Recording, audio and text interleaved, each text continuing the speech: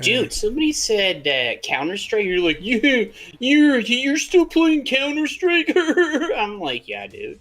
Yeah. And All right. then you go, do you remember when it was a mod? Because Yeah. I do.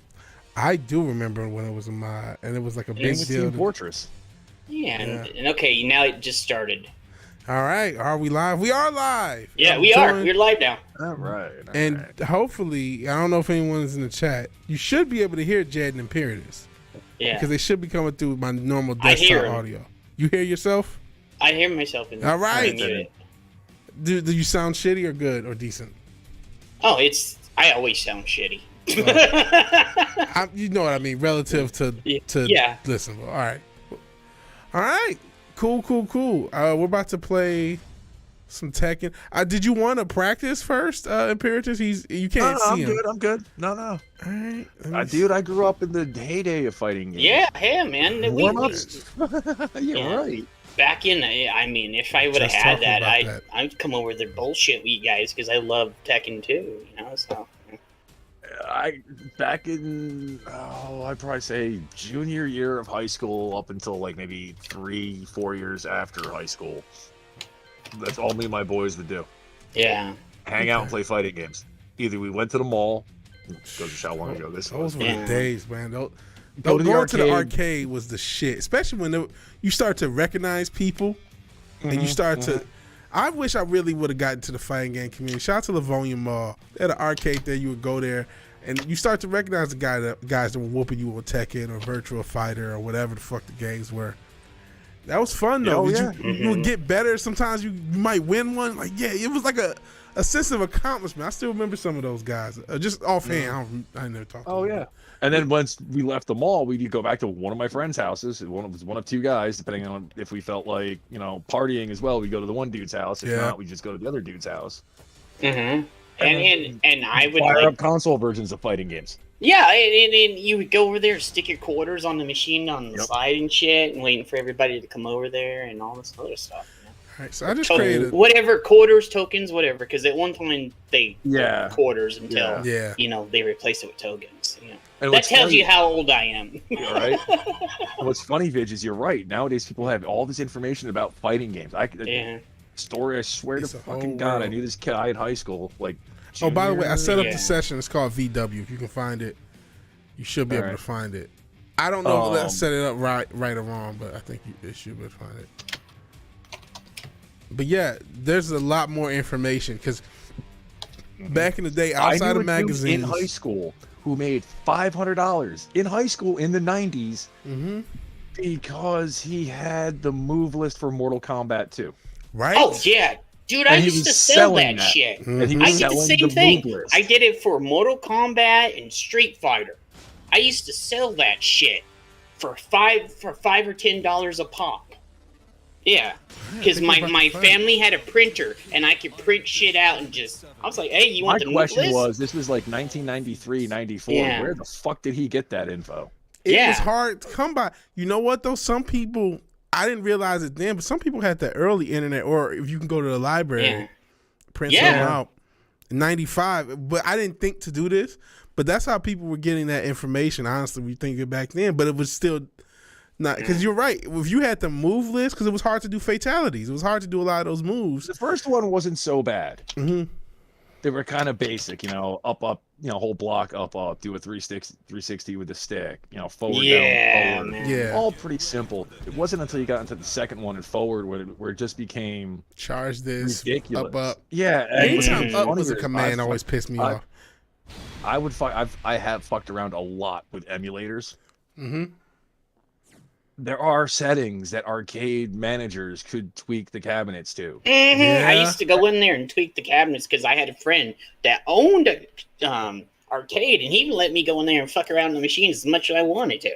Like, there's a Mortal Kombat has a setting you can tweak with how much time you have to do a fatality. And I used to go and screw with people when they would come in. And there are different difficulty settings.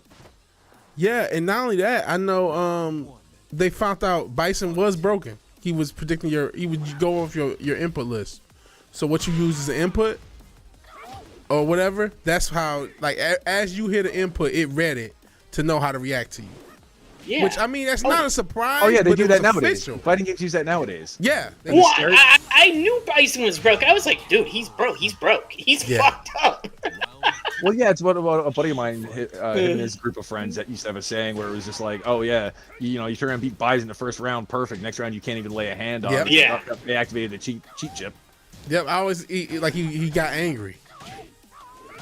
Yeah, he turned into freaking Ken from Fist of the North Star. Oh yeah, dude. Like it just got nuts. Bro. Oh! Well, Damn. starting to watch it. See, I'm not taking anyone who knows anything about Tekken. It's such a like momentum game, so you really can't do anything. Like even though I've kind of been, I don't want to say blowing him out, but it's like, well, you know what? He hasn't played in a while. Once you start to heat up and you become viable, you know what I mean? He might perfect me easily. See, I'm starting to fuck up.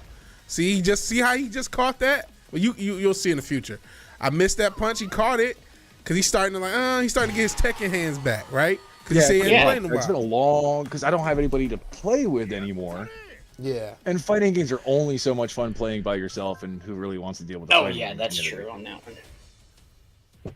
So I used to beat the shit out of the computer on Street Fighter, and I did too because at the time that's all you had. Was it starting to do this again? So I don't know how sessions work. I don't know how to pause this stuff. I don't know if you want to wait. No, I'm fine. Just keep going. You know what? So you know what I'll do? I'm gonna pick characters I'm not good with instead of picking characters I am good with, because that's where there's no interesting. Nothing interesting in that. Like I said, you're gonna be going up against shit. probably a few soup cans yourself in that tournament. Yeah. I hope. I need a soup can. I cannot fight. If you see these pro fucking Tekkeners, these motherfuckers are bad. And shout out to the chat. Shout out to Cincy Dildo. Shout out to El Chupacabra. Shout out to Wookie.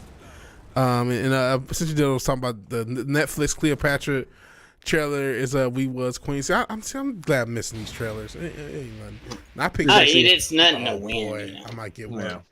So I picked Shaheen, which I don't know anything about. And you got Akuma, who's one of the characters I hate. He does not belong in this game. He's so fucking broken. And if you know how to play him, he is so incredible. Because he's literally 3D Akuma from Street Fighter. Yeah, and he does so many things that aren't native to Tekken, like the air shit, even the fireballs. There's some productive, but his shit, and then his fucking rage art is a grab, and so you can't dodge it. You can't punch him because it's the raging demon. Yeah, but you still have to pull off the button sequence for it. No, not in this. You just hit one button. Oh, that's right. But you can only do it at the end. This game, and he's like, "Oh, Akuma's in." I was like, "Yeah." He's like, "What the hell? That's just weird." You can only do it when I'll show you when you can do it. And I don't know why I'm doing this because it does a lot of damage. So now you can do it when you're in rage art. Now I can sidestep it. I can jump over it. But if I'm close to you, I'm fucked. So I'm fucked. If I can. You are. I'm done. It's so fucking broken. And look at all the damage. Now this is a close match again. After all the shit I did. I know. Thank God. I thought you were about to fuck me up. Like, see, I'm about to lose. I hate that move so fucking much. I hate the move. And it's kind of like one of the moves in Street Fighter where you have lately. Yeah, man. I'm also used to having 6 buttons, not 4. Mm-hmm. What I keep going to hit for what I think is a heavy punch. It's like, no, there's no heavy punch. There's no heavy punch in Tekken. It's just the 2 punches: right punch, left punch, right kick, left kick. It's often notated 1, 2, 3, 4 from what's it? Yeah. Yeah. So.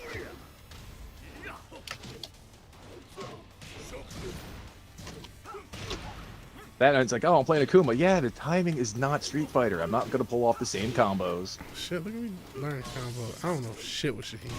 I know I'm about to gotta get work because you got meter.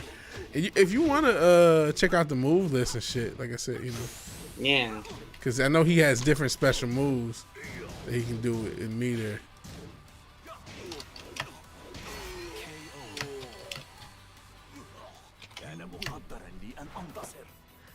By the way, chat, how's everybody sounding? Because I've been having a conversation with them, and I hope it don't sound crazy. Yeah. Well, I'm sure the conversation itself is crazy. Yeah. It sounds good. Yeah, Old school gaming stuff. conversation. Gaming Yeah, so. Man, I done gotten completely into these fighting games again. This has been fun. Yeah. I know it is a chore. Tekken is a hard game to learn, but it's gotten me, back into it. I want to get back into Street Fighter, man. I've been looking at Street Fighter tutorial. That's why I was saying, like, you can look online and find a tutorial for classic game, old game, anything, and find out how to actually be good at it. I can just cancel the match if I don't want to. If we can just talk, so we can talk shit in between matches. So yeah, that's the new wave. You can now, there's so much more information about all these games. There's tutorials, there's strategies. Well, yeah, you also have people sitting there like breaking entire movesets down, Yeah. like how many frames they have, and this and that. I'm like, oh Jesus, Frame data is huge, range is huge. So yeah, I mean, I'm kind of. I guess I'll play another match if you're cool. I'm not sure how many matches you want to play. We can just keep going. I'll just keep picking different characters. Whatever, bro. Just go random. Yeah. I'll join you on the random because that'll be fun.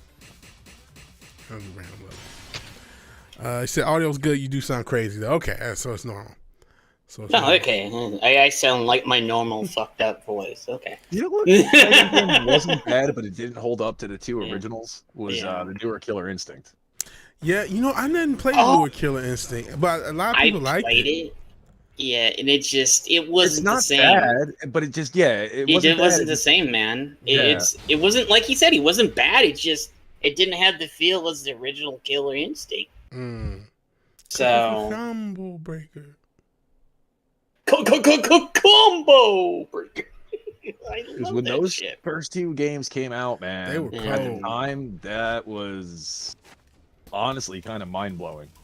Yeah, dude, I played the shit out of that.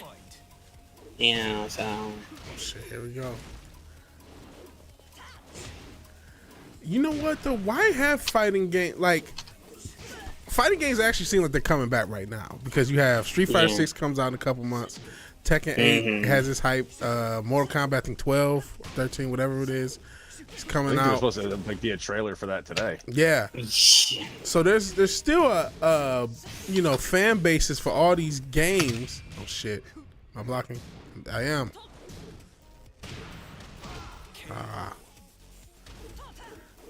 There's fan base for all these games, but like back when we were kids, fighting games were like the thing. Yeah, that's where you went to the arcade for it, man. Maybe you think maybe it was the arcade. Maybe that's the reason it's not the same. Well, what did it? Well, how to put this? I saw pretty much almost the entirety. Jed as well saw the entirety of the lifespan of the video game arcade. Yeah, we did. Yeah. And there was almost always trends to some degree, but a couple of the ones that got noticeable, and this all led to eventually arcades just dying out. There's some other reasons for that, which I'll end it with. But first you had the Brawlers. The Simpsons game, the X-Men game, the Teenage Mutant. They were all good games. I played the shit out of those games, dude. But you would go into an arcade, and because those kind of games were the thing, they had a lot of them. Damn. No block that time. Yeah, I was wondering where that block was gonna be. Yeah, I knew I wasn't because I tried for the sweep. I'm like, oh, I'm fucked. I knew I was about to get it fucked up. So you had, everybody and their mother putting those kind of games out, and a bunch of companies there was a bunch of them that came out. Some were good, some were, boring. And honestly, that trend actually started with Double Dragon. And then Double Dragon really was mid. I like Fighter 2. You look back, you're like, that was kind of mid. Shit, you figured. There's some good shit, man. Yeah. Double Dragon, Bad Dudes. So fucking love Bad Dudes, man. So you had that wave of what was popular in the arcade. Then, I played Street Fighter 1 in the arcade, and it was fucking terrible. Don't let anybody ever kid you. That game was bad. I didn't like it until Street Fighter 2. Because the first, like you said, the first one was bad. I only saw it in one arcade, in one of the malls where I live. The original Street Fighter was very bad. So 2 comes out, hits it big. Everybody and their mother starts pumping out fighting games. At the time, the first big contender to Street Fighter, honestly, was Mortal Kombat. Yes. Yeah. Agreed. Because most people looked at Virtua Fighter like, This looks terrible. Yeah, Virtua Fighter. Unfortunately, I think Virtua Fighter is always going to be in Tekken's shadow because Tekken refined. The first Tekken, dude, as a late teen, early 20s, when the first Tekken came out. Yeah, and late teen, probably more on that line. But looking at it in the arcade, going, this looks awful. Yeah, it did. And I was like, sorry, this looks like some 3D threw up on itself. Like, yeah. I mean, 3D at the time was not really. It wasn't good. You see the thumbnail? I have the Kazuya from Tekken 1, right? And that pixelated, almost horrific looking smile. Oh shit, Gigas. Yeah, there's a lot of damage. I didn't mean to pick him. The time ran out. But no, I mean, a lot of people don't like him and think of him as a terrible character or he's shitty, but he's actually good. And he's going to be good for a simple guy. But at the same time, they also gave me a character that I'm good with, so no excuse. If I lose, I'm fucked. If I lose, I'm fucked in this tournament. This one, yeah, see, look how much damage this motherfucker does. Damn. So I'm gonna have to be on point. But at the same time, with fighting games becoming popular, we also got a lot of really good fucking games. Oh yeah, we did. And there's some games don't get enough credit either. Yeah, no, they don't. Remember Bloody Roar? That was like Bloody Roar was badass. Altered Instinct. Because you could change it to the animals. I'm thinking more along the lines of like the original X-Men fighting game. Yeah, dude, I was Wolverine. I was Wolverine all the time. Or the first Marvel superheroes fighting. Yeah. Before not the even Marvel vs. Capcom. The actual just Marvel. Before they did Marvel vs. Capcom, fucker.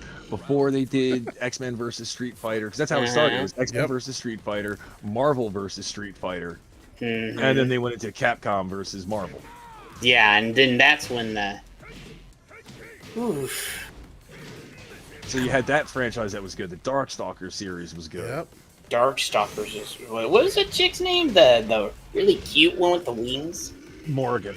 Morgan was my favorite. Well, she was played hot like as Ken and hell, Ryu. man. Played like Ken and Ryu, pretty much. Yeah. On Darkstalkers. You had all that, but after a while, and a buddy of mine noticed this. He never really got into fighting games, but played other video games. He grew up in arcades as well, and that's all he saw. Yeah. Pinball tables went away. The brawler. It's not like they stopped making pinball tables because they sure as fuck didn't.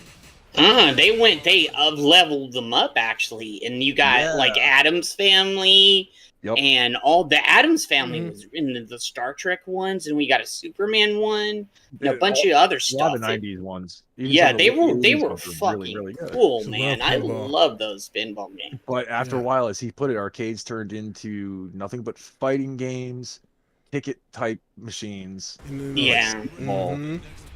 Or sometimes those shooters. Games. Yeah, the interactive. And a lot of light gun games. Yeah, the light gun stuff or the what was car stuff. Yeah, what was that one with the band where the X game with they did the fucking talking about Robman? The Gen X one, or what was that? Oh, it was the shooter. X? Yeah, Revolution X. Where you had the band and you would shoot. I played the shit through that game. Yeah, and the band was Aerosmith. It was Aerosmith's game. Yeah, it was Aerosmith's game. And I was like, I played launching CDs at the enemy. Yeah, man. And that's how you killed people with like fucking CDs and shit, man. You remember that fucking move? Halo Spec, what's up, man? Thank you for coming over, dude. Yeah, you starting to get your Tekken hands back. I'm gonna stop. I know, I'm seeing it. He's starting to get his Tekken hands. Because I'm like, Kazuya was somebody I've always used. Yep. So. Yeah. And like I'm saying to you earlier, some characters in Tekken just don't change. Yeah. He's been doing the same moves for 20 years. Oh, he like me. It, like you know, you haven't played it for a bit. Well, once you get the controller back in your hand, you know. Like, so.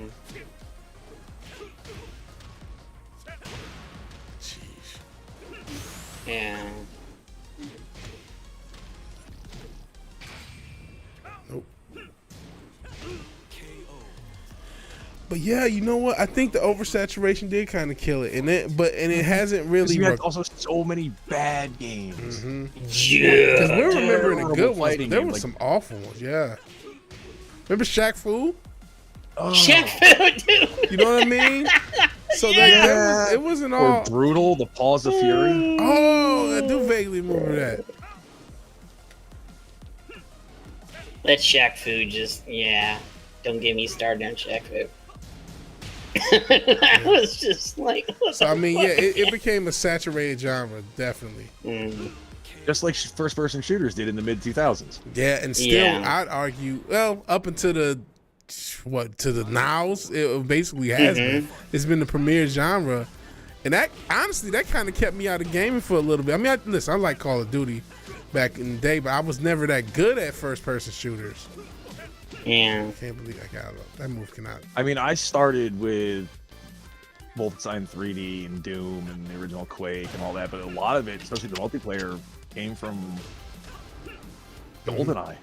Yeah, GoldenEye, I love. Oh, They redid it for the Xbox, and it's saw a that. little bit smoother, but you still have some of that. N64 jank. You still have some of the N64 jank, because remember when you would try to throw things out and they would hit you? Like when you tried to throw the mines out, you're like, here, throw a mine out. God damn it. Blows up in your face. Yeah, I mean, and then that got a buddy of mine going, hey, because he saw me playing something in my house one day. He's like, what the hell's that? He's like, it kind of reminds me of GoldenEye. Yeah. And then he got into PC gaming, and we started playing shit like Unreal Tournament 2K4. Yeah. Those were really big for us. Played some of the early Battlefields. We spent a lot of time once they came out with the original Medal of Honor and the original first two Call of Duties. Yeah, they were kind of just, They were good for the time. they were good for the time. and it wasn't But a lot then- like that at the time. Yeah, And then but then oversaturated. as they got further up, they started. You could see the. They don't innovate anymore. The only thing No, they innovate now don't. is how they can get more money out of your wallet. Oh You man, know. the microtransactions. Even this game, gets a lot of shit for these DLC characters. Yeah. Like Akuma, Leroy, some of these characters that, Dude, especially at would you believe launch they were put breaking broken. Shredder of all characters as a skin in the new Call of Duty. Yeah, I stopped playing Call of Duty. Like I was just like, no, bro. I stopped playing even on the sports games because you don't need to come out. Started there. Dude, 2K, I used to love 2K and FIFA, and I was like, dude, I'm not paying $50, Scams. $60 for just an updated roster, because No. that's what they do. Bro, you're paying You know? $60 plus DLC. They got people paying hundreds of dollars a year. Oh, I Every know. time they There, get I, DLC Yeah. characters you know. to get all the legendary players and shit. That's the big I scam. used to do that all the time, man, and I can't no more, man. I stopped. Around 2013 is when I stopped. When you basically. stop later, I use sports games as my analogy for like how Star Wars fans, like Madden fans, or I said Yeah. Lions fans, same things. Like you expect it every year to change, I got a and buddy it who's a never prime does. example of what you're going to be saying. Yeah. Yeah. They know what you're going to be saying. They bitch about it. They bitch Bitch about and it. But they bitch still and buy bitch, it. and they buy it every year, and they buy Yeah. their little mutt teams. They buy the same teams they bought last Well, year, and they complain. They scream, "Oh my god, I'm so sick of EA. The game's broken." If you watch some My channels, they'll buddy find, does it every year, except he doesn't spend money on Ultimate Team. He just buys the game. Yeah. Yeah, I just, $60, I $70. I was like, you know what? Fuck this. There's other games I want to come out, or I want to go buy some older games instead of paying for this stupid shit every year, man. My criteria for when it comes to a game that I'm going to feel is heavily multiplayer, like say Call of Duty, is how many people do I know that are buying it? Yeah. Because You know like, what game really fucked me over and burned me was Avengers. I was so pissed about that. man. oh, I was, and now they're giving away all this shit for free, and I was just like, oh, They did motherfucker. that game wrong. I remember when They did it I dirty, played dude. the beta, and I'm like, you know what? I think this needs some more time in the oven. That's the first thing I it thought. wasn't terrible, but it wasn't good either. I thought if Yeah. they would have waited, what they should have done is extended that beta like a year and just done a year-long beta. Because they were trying to build up not just a game, but like an environment, so to speak. I know it's kind of like a corporate word. Oh, shit. Yeah. Hey, King. But basically build up a fucking Hey King. Was that Armor He's King? the best, Armor man. King. Come It's on. even worse. But no, they build up these games, so basically they're an ecosystem. So they were trying to get people to play Avengers for like the next 10, 15 years. You know what I mean? To the next big thing. That shit don't happen these days. And it's just you're not gonna get it. I even said that when the game won after I played the beta because I was in it. I said even after it's not gonna go 10 years. I said it'd be lucky if it goes a year. But like in order to do that, it takes work. You have to engender yourself. Like everybody wants to have an Overwatch or you know what I mean, a game like I don't that. Even think Overwatch's numbers are really that good these days. Not anymore. No, they're not. Not anymore. They milk the fucking consumer dry, and it's just like, nah, we can't.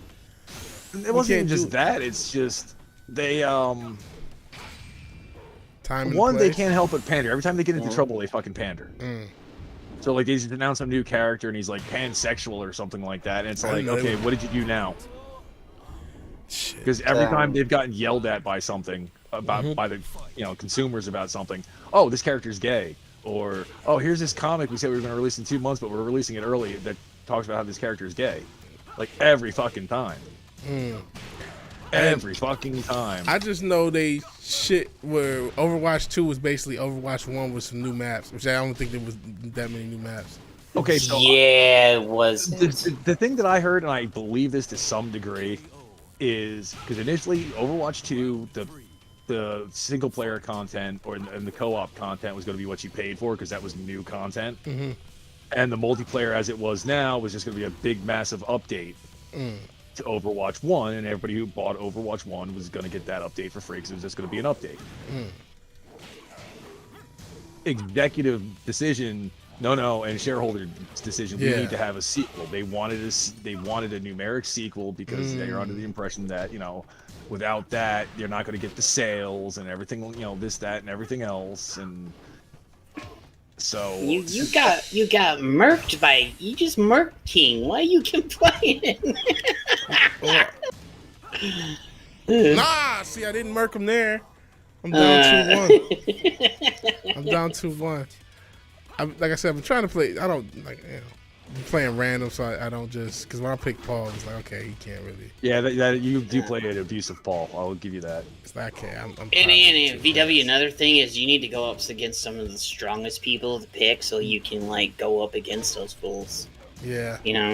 But I mean, Imperatus is not going to be an expert. He was doing work with Kazuya. I ain't gonna lie, but like it's this game is so fucking, not to switch subjects, but it's so fucking, and I'm just spamming moves at the air as I get suplex.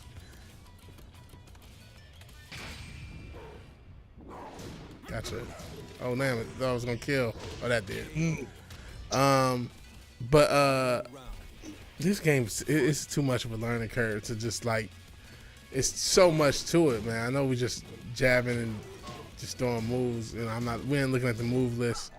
We're doing this 90s style. We're in pussies. We're not gonna train and do all that shit. No, you don't need to do the fucking move list, dude. You do it by playing the game. That's how you do it. That was how everyone learned. It's amazing that we got because I didn't know there were tournaments and all that shit back then.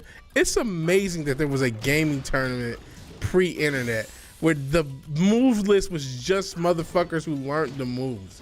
There was no other way of finding out how to fucking play this game. You got another W. Oh, well, hey, Vig, do you remember, and Pierce, do you guys remember when they had that Nintendo Power thing, the Nintendo Fest, where you were in the tournament and stuff? The world? Yeah, I was in that. Oh, really? They had one here in Phoenix. Okay. If he's talking about what I think he's talking about, because it's considered like one of the rarest NES games ever. I was in that tournament. But there, you would get the winners would get like this, cartridge. Yeah, and I came in fourth. If I would have came in third, I would have got the cartridge. What's the guy from the guy who said he completed a record, but he really didn't? Yeah, and I can't think of his name, but that's why I'm trying to call you. I fucked up my own joke, so don't even worry about it. Oh, fucking, he got kicked off Twitch too. Yeah. It's an older guy with kind of the weird long hair thing. It's lame, but I was in that tournament because it was here in Phoenix. It was, and I was a huge Nintendo fan back then. Everybody was at that point. Oh, I said fuck Sony. I mean, not fuck Sega. I was just really? like, oh, Nintendo do what Nintendo do. Yeah, Oh, when go Nintendo. fuck yourself. Hey, Nintendo gonna come up in another 10 or 15 years and put you out of business, homie. You know what? Where Nintendo at? Nintendo's still there. I got some conspiracy theories, right? I found it weird. We talked a little bit about wrestling the other stream. I found it weird knowing how much, like, now that I'm older and I know the value of things, it's very weird to me that both the companies, WCW and Sega, went out of business. It'll never, like, sit I can well. explain part of why Sega went out of business. I mean, there's reasons for WCW. I know that there are reasons why they did, and like, for both of them, there's, like, people who have gone through, and you can watch it on YouTube, and there's exhaustive documentaries. The two biggest of both. mistakes Sega made was they dropped the Saturn on retailers. Yeah, they did. They announced when they announced that it was coming, they're like, "Oh yeah, it'll be in stores in a month," and retailers were like, "What?" Yeah, and they just had how many consoles did they have in such a short time? Not really, because they hadn't really put out a console per se since the it Genesis. was all these editions, 32X and all that other shit. Like, the only good thing about the Sega CD was some of the RPGs. There were some amazing RPGs for that fucking platform. That girl can kick. She got a nice rack too. Yeah, there's some fan service with a lot of these hoes. I love the fan service, man. You gotta give us the fan service, man. Hey, did you see how thick Kimmy's thighs are and shit now? Chun-Li and Kimmy are thick as fuck. Man, I've talked about, like, they're overdoing it with Chun-Li, man. It's a little excessive. Her and Kimmy are thick as fuck I saw those thighs, I said, man, I like thick thighs, but that's cartoonish thick, and I get it, There's this game has a lot of jiggle and fan service. I mean, we didn't talk about DOA, but that's what that game was all about, and I think it actually hurt that game. Yeah, but it's also technically a solid technical fighter. Yeah, it was. Yeah. It was. DOA was fucking badass, man. It got lost because it became about, the TNA. I cannot believe as many people whooped me with Brian, and I'm so bad with Brian. See what the Veg Hunch doesn't care about your facts, man. And the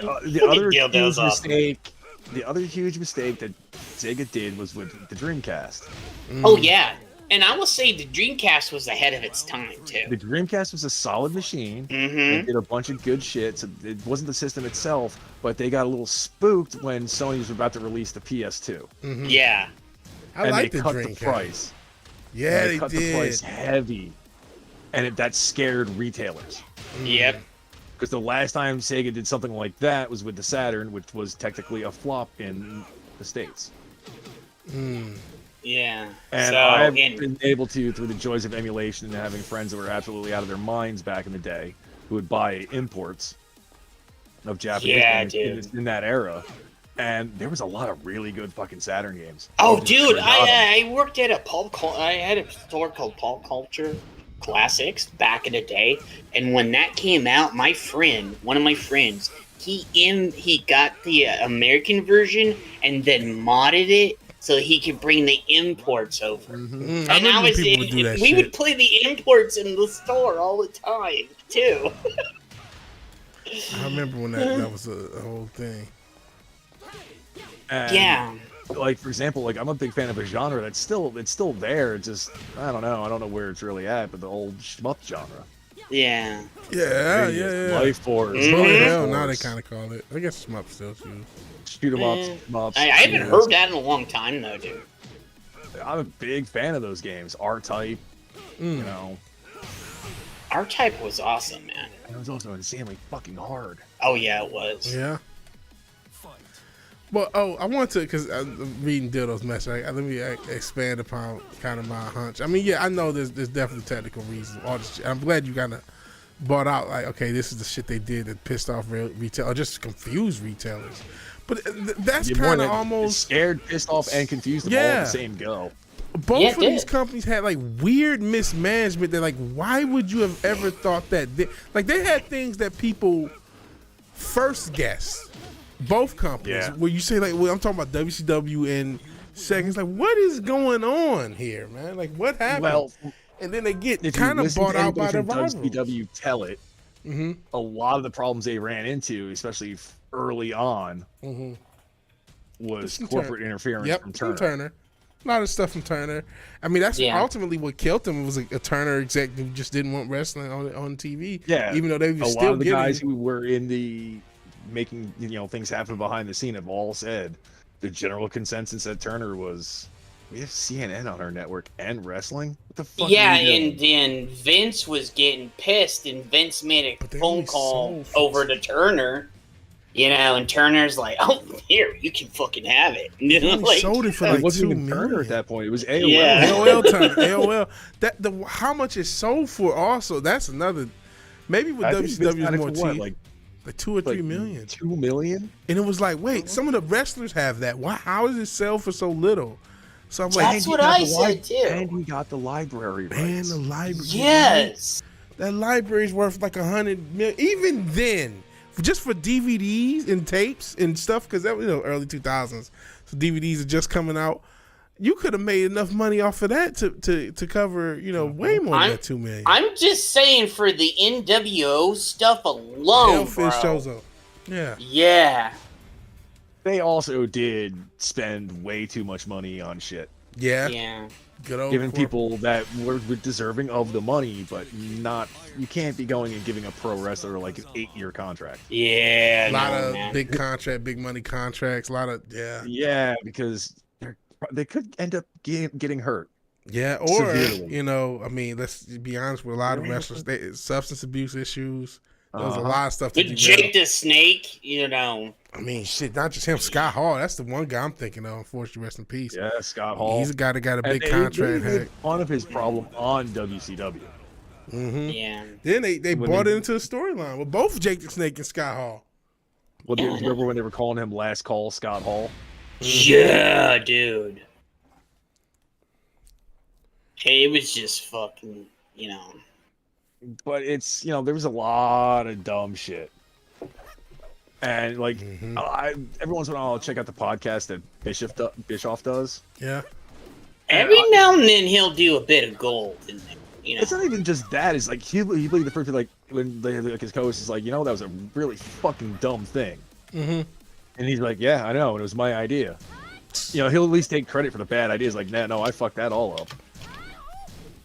So I'll give him credit on that. That's good. He at least owns up to where he fucked up. I mean, Bishop knew. He said it before. He owns up to some of that shit. and I mean, he doesn't deserve all the blame either. Like, there was a lot of corporate things. I know they couldn't even when WWE kind of got when the quote unquote Attitude Era, they couldn't go as hard as WWE with the censors. And so that hurt them because I think that was. I mean, they tried to because really they started off as the edgier thing with just the NWO. Oh, he did, because I was at some of those, and then the shit they didn't show on TV that you actually saw in the ring. Yeah, that happened like after the when cameras Hogan go came out, and like just they were actually throwing real like it didn't look like it was staged, and then there was like chairs being like when I went there. There were chairs and bottles and everything being thrown in, and they were picking it up and hitting people with shit. Yeah, man. There was a lot of that was the whole dynamic of throwing shit in the ring from the crowd. Yeah, I mean, that sounds crazy now. Thinking about how that'll never happen now. I mean, Christ, if he Never. cut back on like signs. Oh God, if Vince saw that now, dude, he would have a heart attack and close the whole thing down. Yeah, man. They don't even really want you to bring signs like that now. And that was the whole thing. Oh, no. Like, people have told stories too. If you're wearing like the wrong shirt, they'll take like. Oh yeah, if you wear like some other shit like you wear like an AEW shirt, yeah, or even a New Japan shirt, someone will come up to you and be like, yeah, no, we can't have you wearing that.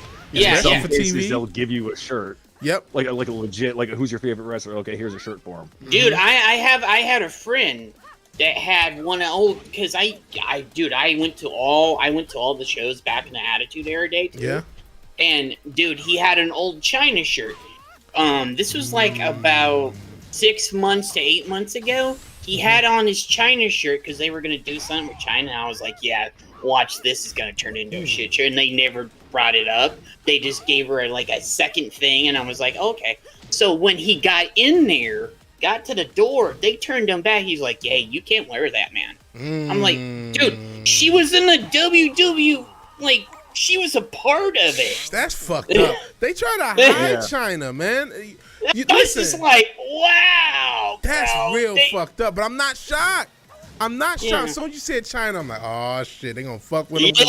Because really, you know what? Much people want to talk about Vince. That's a Triple H thing. Because he's the one who was, the one who left Stephanie for her. And I mean, he left her for Stephanie. You're right. Yeah, that's what I'm trying to say. We just did a 5-hour podcast and went another hour playing games. So my bad. But yeah, he left her for Stephanie. As you hit me with this fucking string. I even said this, and I said this. I actually said that there's a tweet out there somewhere that I said, "Oh, if the WWE loved her so much," and then I blamed Triple H, and like I was like, Triple H left China to go to fucking stuff, and Vince, you didn't help, and I was, I'm kids, dude. I've loved wrestling. A lot of people blame him for her death, and I mean. It's not his fault, but like she did become a drug addict after you left her for the boss's daughter. Dude, it wasn't she went into adult movies, and I can't say the other one, movies, and have the substance abuse, Well, to be fair, all that bullshit. Most of the people he was running with in those days did have substance abuse problems. Yeah, he was the only one who didn't. Well, no, Triple H was clean. No, like fucking Sean would be doing lines all the time and shit. Relatively clean. Triple H wasn't a substance abuser, but he did abuse a substance because he didn't get big naturally. He did drink. He's a small drinker, but I'm talking about steroids. He almost had a heart attack recently, and I don't care what nobody said. He said, "Oh, he had birth defects and family history." No, because if you go and look at him back in the day, like before he went to WWE, John Paul Levesque or whatever, he was not that big. No, he wasn't. He gained even like when he 30, first got to the pounds. WWF, he wasn't that big. He's always been tall, but he's never been like. Yeah, huge. If you go back and look when he had that frilly ass shirt on, he wasn't that big. He was in good shape, but he gained like another 30, 40 pounds, and that was not naturally. So and he was ripped as fuck. Yeah, he was shredded. When he had that frilly ass shirt, he wasn't that ripped. No, but then when DX came around, he was ripped as fuck. Yep. No, it was even after the DX period before he started getting really. Maybe the second time they came around with DX. But that was when he started to get the DX. When he started. Yeah, that's what I said. He started to get really ripped, and I was like, okay, he didn't just go to the fucking gym and do that, because you can't. That shit takes forever. Takes years, and then I'm not saying. I know he worked out years too. I'm not saying he didn't also work out but he worked out and did steroids. The point is like his was a little more gradual. Some of the other wrestlers that it was just like overnight they just blew up. It was like, holy shit! Not only that. When Hogan went from smaller to like and you've seen this when he was huge when he was in the old school W, not even Attitude Era. Yeah. And then he got smaller, went over to WCW, was kind of small, and then when he became Hollywood Hogan, he fucking bulked the fuck up, and I was like, how did he bulk up overnight? He gotta be taking steroids. There were certain guys you could always look at and go, wow, how many needles do you take in your ass? Right? That's why a lot of these guys ain't here no more. Yeah. Remember, like, the Warlord? Yeah. Oh, if that dude wasn't on roids, I don't know what to say. That dude was just fucking But I heard this one time in a shoot interview that Raven was doing. And he said, he's like, almost every guy in the business has done steroids. Oh, yeah, like, Raven is true on that one. He's like, maybe not extensively to get bulked up, but just to speed up the process a little bit, as he put it. Here's the thing, in backstage, during the Attitude Era, and even before that, dude, they were passing that shit around backstage, and if he did it, sometimes you get fired. Yeah. They went to court over that, you know what I mean? The big idea of this Vince McMahon, which I thought, I think Vince did encourage people to use steroids. I know he did. It wasn't direct, but it's like, No, it definitely wasn't direct, but he did, because the whole notion, you heard this from a lot of people, that the whole Northeast Gotta be big. They want big, giant monsters. Yep. They want That big, was the history. huge, jacked. That's where that thing where Vince wants these big motherfuckers all the time Well, came from. it started with his dad with Superstar Billy Graham back in the 70s. He was a big, he was huge. But at the same time, he also used guys that, He used some, weren't, roid monsters. but like that was the start of like even had Andre the Giant for that long. They always liked having big like attraction type individuals. You're right. Not everybody was a roid monster. You look at somebody like Bruno Sammartino, like he was probably natural, but because he looks like just a puffy chest, old school, almost strongman looking dude. Yeah. You know what I mean? But and another case in point was look at Snuka. Snuka in the early '80s was muscular. Yeah. But then when he came back in the mid to late 80s, he was crazy. crazy. Ripped. I was like, holy shit, what did Snuka do, dude? Like, Right? what the fuck? Who looks in better shape as they get older? Like, get out of here. I know. That's just like, hey. And that's like if Stone Cold bulked up, really. I'm like, what? You never hear about some of these guys that are these. You can look at the are roid monsters like the Warlord. He may not be, but just looking at him makes me think he is. Yeah. Wasn't a part of why Vader died is because of his heart? Yeah, but I don't think Vader ever took roids. He was always a big fat fuck. You say that, but I problem don't was he know, was a big man. fat fuck. Vader was one of my dudes. I love Vader. I love Vader too. It's Vader time. But the He thing comes is, up there. a lot of guys took roids that you would be shocked that they took roids. Yeah. They didn't look it. They didn't look big. Even somebody like Raven, who was in decent shape, he didn't look like a roid guy. Oh no! But everybody, it was like you said, that shit get passed around like vitamins. Everybody's taking it, and then a lot of these guys like lifting weights. So even a guy like Vader, he might like Raven said in the shoot I was talking about that some guys wouldn't do it more than like 1 or 2 cycles for every 2 years. Yeah, which is probably smart.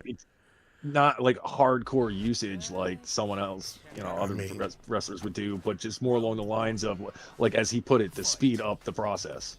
Yeah, look at because that's basically what Hogan did when he became Hollywood Hogan. Because he was smaller when he was just regular Hogan. But the minute he became Hollywood Hogan, he got like buff as fuck. I was like, what the fuck? Well, the problem is one thing that people always forget is steroids are also useful in healing. Yeah, they are. Yeah. A lot of baseball so in some players cases, you probably see a lot of guys who you'd be like, oh, I can't believe he took steroids. Yeah, he didn't get any bigger. He probably wasn't using them to gain muscle mass.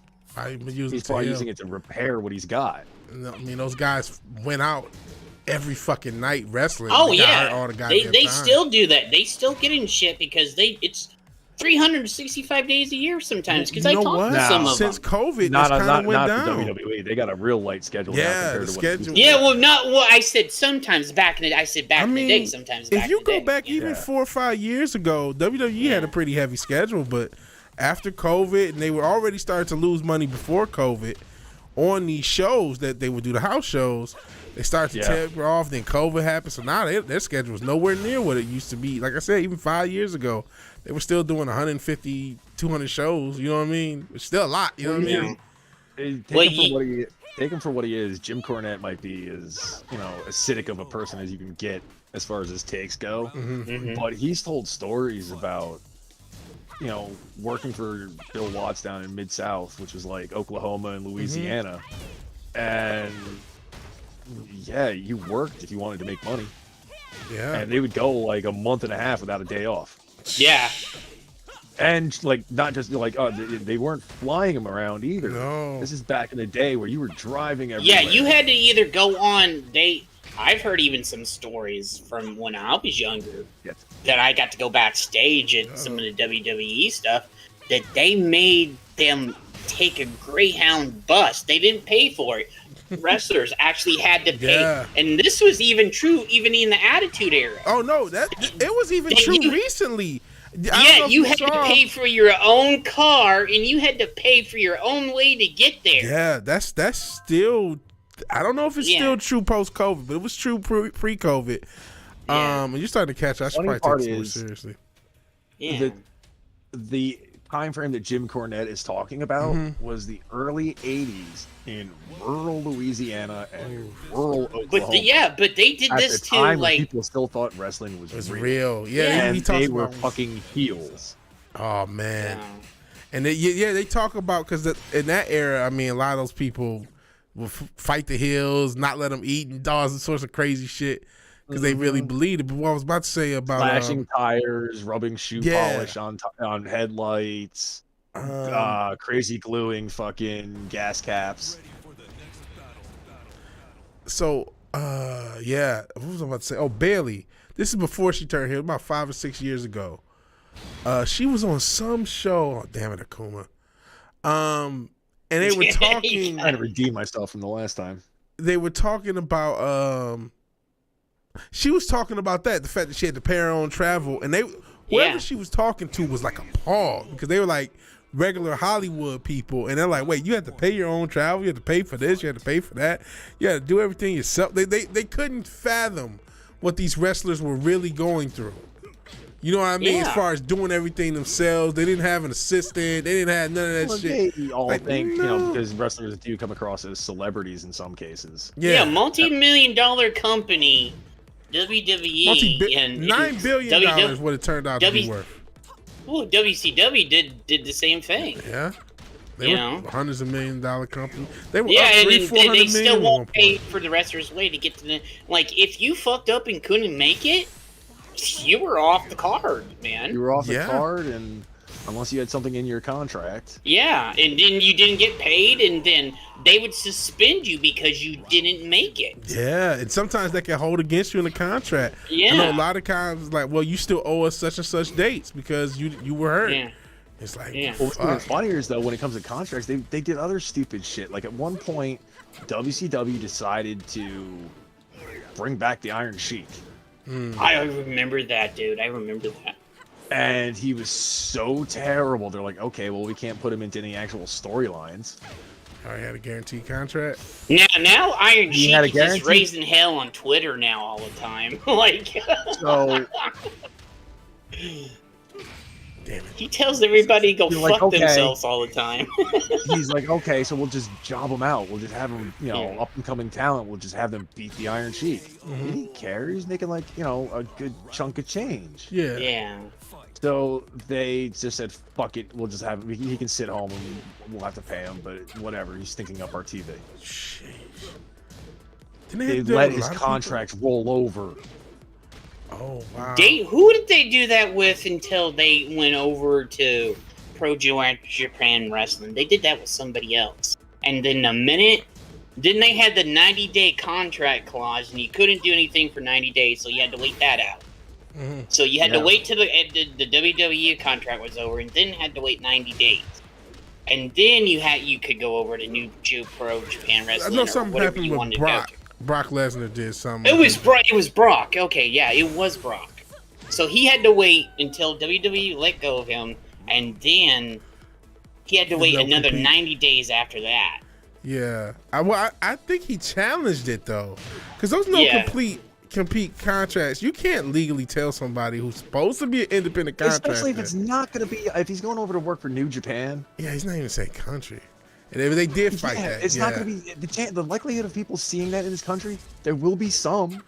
Yeah, but I mean, this is back then. Like now, it's a higher likelihood just because of the internet. New Japan has they even got them in this game. They're like a niche thing right now. But the odds of it happening back then, I mean, nobody was going to see that shit. 2004 or whatever the fuck it was. Nobody was ever going to see that. Brock knows where his butter's buttered at. He stays there. He's like, I got it good here. Bro, New Japan gave him a ton of fucking money, like $1 million contract. And they were not that big of a company. Anyone knows? That's the reason why he stays with Vince, because Vince will pay out because he's one of the big guys. He's like, I'll pay for your, I mean, they're a big company. They are the biggest wrestling company in Japan. Yeah, I know that. They are big, but they've been around a long. They've been around since the 70s. And do you believe when I was like, yeah, and I was like, and then I said this to my friend when we were watching. I was like, do you believe that's the guy that's tapping Sable? He's like, what? I was like, yeah, dude, Brock married Sable, bro. I have not. And I was like, wow. He's like, yeah. And I was like, wow, go look it up. He goes, holy shit, he's married. I was like, yeah, they've been married for a while, man. Does she not look good nowadays? I haven't seen her, man. No. Yeah. I mean, Father Time never Sonny. Okay, I'm gonna say out of most of them, Sonny is the worst at the. She hit the wall at like 1,000. Well, I mean, she hit it with coke speed, so that's she you know. Yeah. So. And I think the ones that came out at where was Molly Holly and Trish and a bunch of born again Christian going in. Yeah, and maybe not born again, but like real hardcore like. Lita still looks good, you know. So, but I'm talking about the ones who are back in the Attitude Era. There were some that just they ran into that wall full steam ahead and just you know. Yeah. Like, fuck me, bro. Like, really? Yeah, there's definitely some. You know who, like you said, there's something that definitely aged gracefully. Yeah. Like, Francine. Oh, Francine. Yeah, she's still kind of hot. Oh, okay. I had a friend of mine that his crush was Vicky Guerrero, and I was like, bro, are you high? Man. All right, there's something wrong with you. You like Vicky Guerrero? Some people like dude, you got she's Lita, the you got Trish. You know what I mean? Excuse me. Like, she was the first Karen before we had that word. It was fucking Vicky Guerrero. She was. I was just like, bro. He goes, I would love to. I don't understand how. But you know what though? You see certain pictures, I can kind of see it. She was sticking the right places. Yeah. I get it. You know what, man? Yeah, she's on steroids. What do you want? She's in the wrestling business. Oh, did she? Is that how she got that? Bro, a lot of shit. You had me for a second, man. It's the wrestling business. The wrestling business. That's my sense of humor, man. I'll just. There's just. Hey, Jacqueline. Listen. No disrespect to Jacqueline, Jazz, some of the other sisters. It wouldn't shock me if they took a little, took some extra vitamins every now and again. Myself. Jacqueline had a booty on her though. Yeah, but sometimes because. Did y'all know there are girls now in the Instagram age just taking Anavar, trying to get a little. There were some good female wrestlers though that in the '90s that were frightening. Remember Jazz? Yeah, Jazz. Oh, Jazz. Remember the one from Howard Stern, Nicole Bass?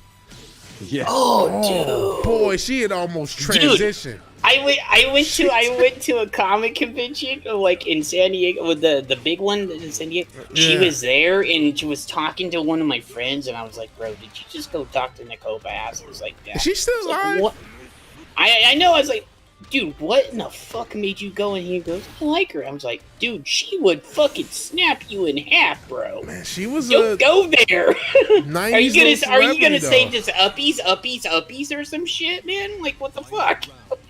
She was a little 90s celebrity, one of the weird kind of Nicole Bass. There was a lot of those muscled out girls. So I'm like, shit, maybe Vicky Guerrero. Because like I said, there's a new little wave of the gym thought. They hopping on. They're not hopping on like the super hardcore shit, but they hop on little shit so they can get the little muscle in their booty, get a little booty and shit like that, and get the little abs and shit like that. Oh, Sasha got that booty. Sasha looks dope. Oh, Sasha is just. I've always liked. Her and Bailey should have stuck together because I love them as a tag team. Bro, Bailey's starting to look so momish, man. I can't do. I mean, I would still fuck Bailey. Yeah, she is. I used to like, but she's starting to age. I don't know what she did. But part of me is I'm starting to age. Christ, guys. What? Yeah. No, just here you are going off about how attractive female wrestlers are. Yeah, man. Listen, most of them are pretty cute. I'm gonna be honest, man. Yeah. Hey, you know what? Just give me Asuka and I'll call it a day. Oh, I love Asuka. Or Asuka, how you ever say it, man. And she's also a gargantuan dork like us. Yeah, she's got like a YouTube channel and all this shit. She's a gamer and all kinds of. Who's the dork was? She's a Japanese wrestler. When they had her at WrestleMania, because I watched WrestleMania, some of that was just complete shit, and they fucked Cody over. Yeah, I heard about that. And I don't know how much longer we're gonna go here. They had Asuka actually talking in fucking English now, and I was shocked. Really? Oh, Papa Cotton's here, man. Hey, What's Papa up, Cotton. brother? Hey, yeah, sorry, chat. Usually these are much more chat engaged, and I'm talking to you guys a lot. But I have two people, and we just been rambling. But actually, as I talk, I'm not sure how much longer we're gonna go. It's been a extra hour. We already did 5 hours. I'm starting to get tired. Did you had other games? Any other games that maybe we might have that you want to play before we leave, or play some more of this? Whatever. I've just been randomly hitting this. Sometimes I talk. You need to get your training up there, bro.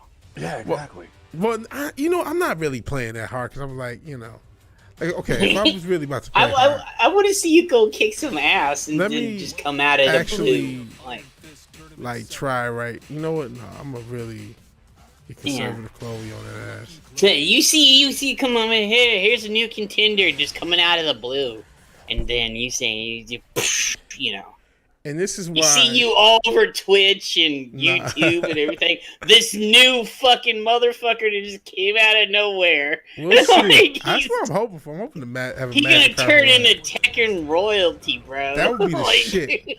So I wouldn't have to. Y'all would Vigilante Williamson just disappears and just become myself and just do the Tekken thing. But no, this shit. Here you go, Jen. Jen always ruins streams for the chat, just to be expected. I see. No, not always. I don't ruin all. But let's actually try to do Trucky Chloe with this annoying ass character I got. So. Oh yeah, that's obnoxious. Bro. Oh, that one is obnoxious. Yeah. That's just obnoxious. Yeah, man. Let me guess, she was DLC. She looked like an e-girl on Twitch. That's her whole gimmick, is she's an e-girl on Twitch. That's literally her gimmick. And that's why everyone hates her. And of course they made her fucking stupid. Yeah, she does so much damage. Like, you have it, with 15 seconds in, you're almost dead. Fucking girl power, huh? Well, with this game, it's more of a, like, waifu bro. power, man. This is a... The fuck, bro? They love the waifu. You just destroyed his ass. Yeah, see, this is why I haven't really been, like, going hard, like, with my characters and shit. It's like, this is not... Oh, got that one. That's the little move. Oh, you did, Papa Cotton? He said, I got a folder of memes from ETAP today that are going to get me in trouble. They're great. Look at this combo. Look at this. And it's a juggle, too. Like, half the combo is me flying through the air. Half his meter's gone. I did one. Let me see if I can do it again. One combo, and most of it was me, like, flying through the air. Yeah, you had no control. No control over Dragon Ball anything. Z shit right there. How much you want to make a bet? There going to be some people going up against you with her at the tournament, dude. Probably not, because everyone hates her. That's part of my gimmick. It might be some. I don't know. Last year there was 120, 150 people that showed up, something like that at the same tournament. I looked into it. I don't know how many people are gonna show up. More than likely, every character is gonna be there. Now, how far am I gonna get? If you want to watch me go online and watch me get wrecked by people who actually know how to play, you can see. I mean, I don't know how far I'm gonna get. I'm worried about it, but we'll see. Oh, dude, you're gonna do good.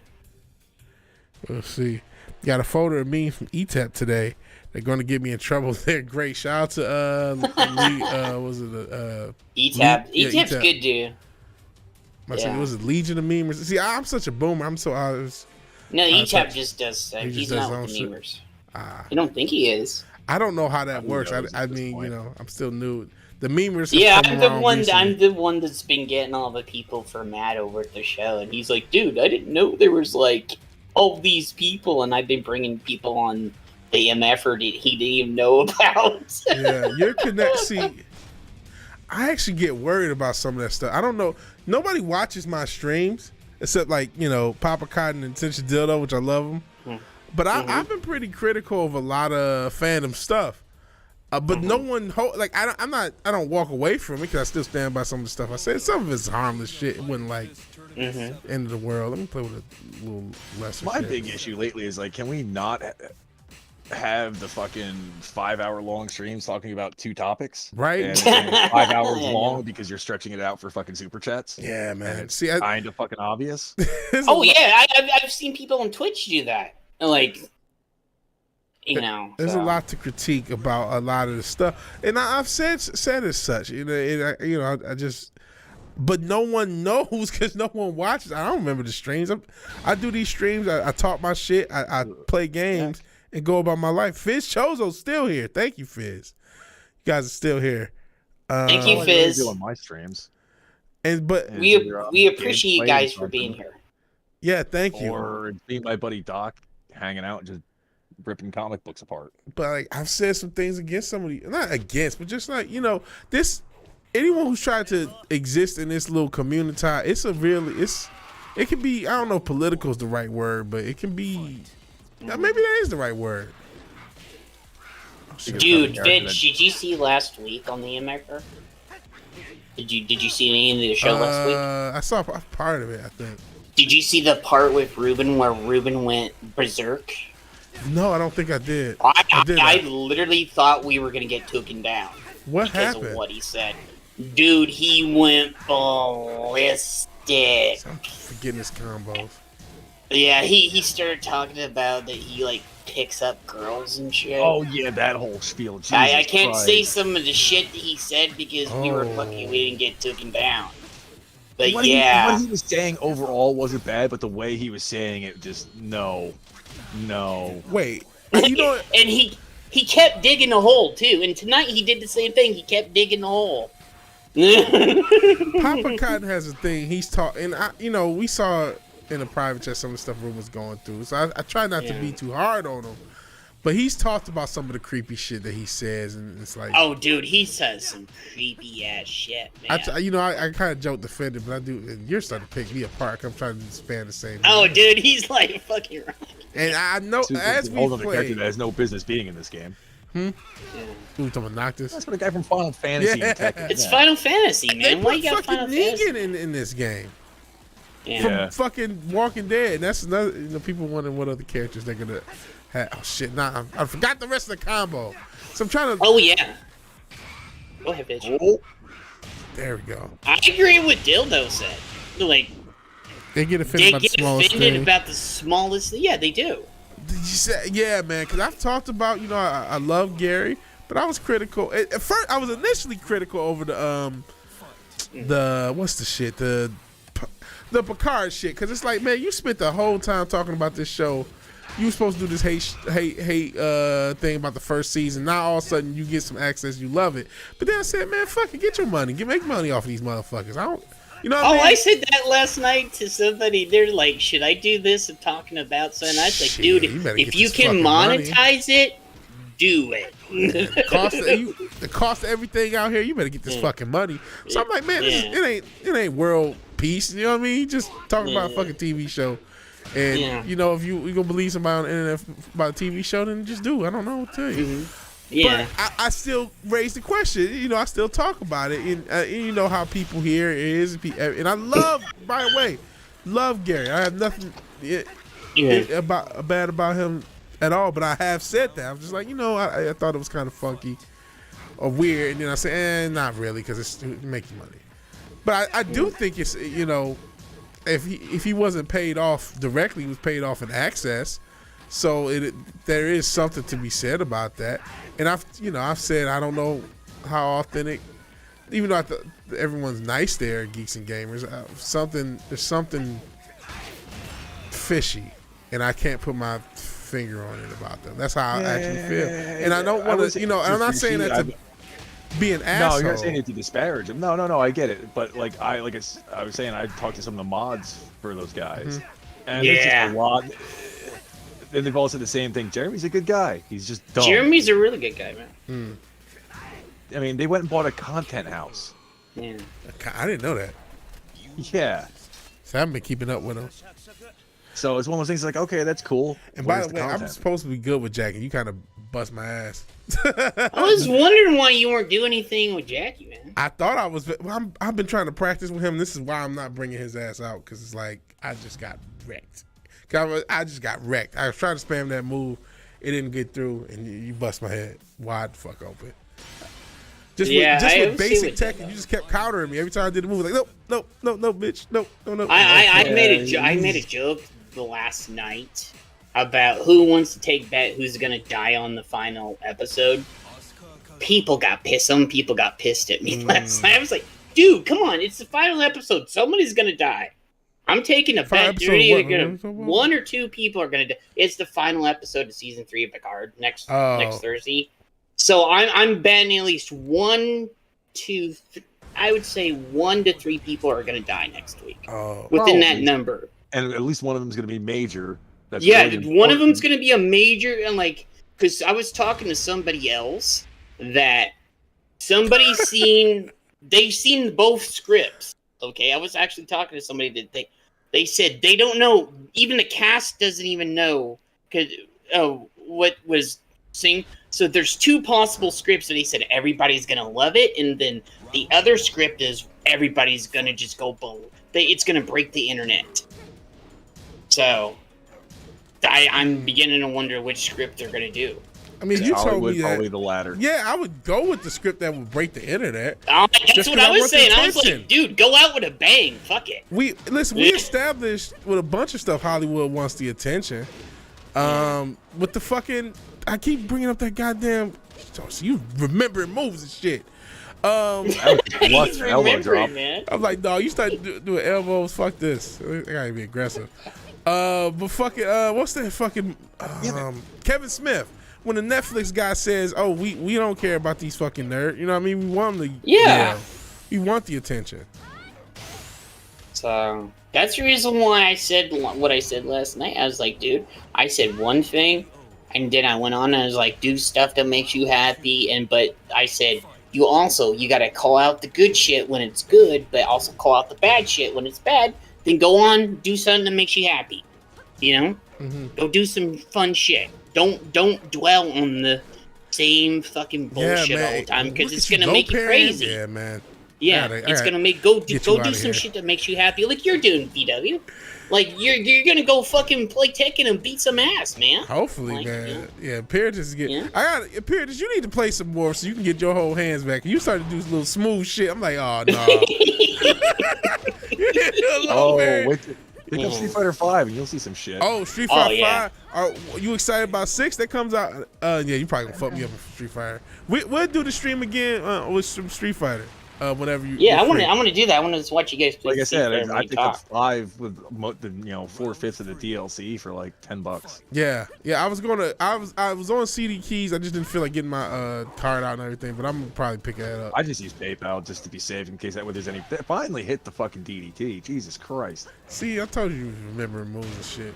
Yeah, well, yeah, the throws are the throws, but every time I hit it, you freaking, like, no. Yeah, I've been, which I appreciate because I'm bad at breaking grabs, so I had to, you keep doing it, so I'm like, I got to get better at it. So I appreciate it. It's like, hey, I'm playing a grab-oriented character that can't grab. That's fantastic. Well, you know what? King has been buffed throughout the games where he doesn't even need to grab to be sweet. Some of these hell no, he does. Are just, they can just use the because King's an OG, so they buffed him, Oh, you know what else is in Game Pass? Speaking of fighting games, the newest Guilty Gear. Ooh. Yeah, I was looking at that. Shout out to Guilty. You know what? I never tried that game, but I always wanted to because it looks so fucking awesome. The animation is good. More like Street Fighter or Samurai Showdown style of play with their own twist on it. I think I actually have that in my thing. After I get done with Outriders, I think I was going to go do that next. So, because I already beat Halo. The new Samurai Showdown is actually, the newest one is actually pretty good as well. I didn't know they even had one. Wait, hey, what do you guys think about the new Dead Island 2? Because I'm like iffy on that one. I'm just done with fucking zombie games. Yeah, I was just like, I love the first game, but I'm like, I didn't play they're making they're making such a big fucking hoopla. I'm like, dude, I'm not feeling it. It's also gotten to a point where anytime the games media starts really hyping shit up. Yeah, I was like, okay. Yeah, that's the reason why I was like, I'm not feeling it. You guys are hyping this fucking game up too much. There's something wrong with that fucking game.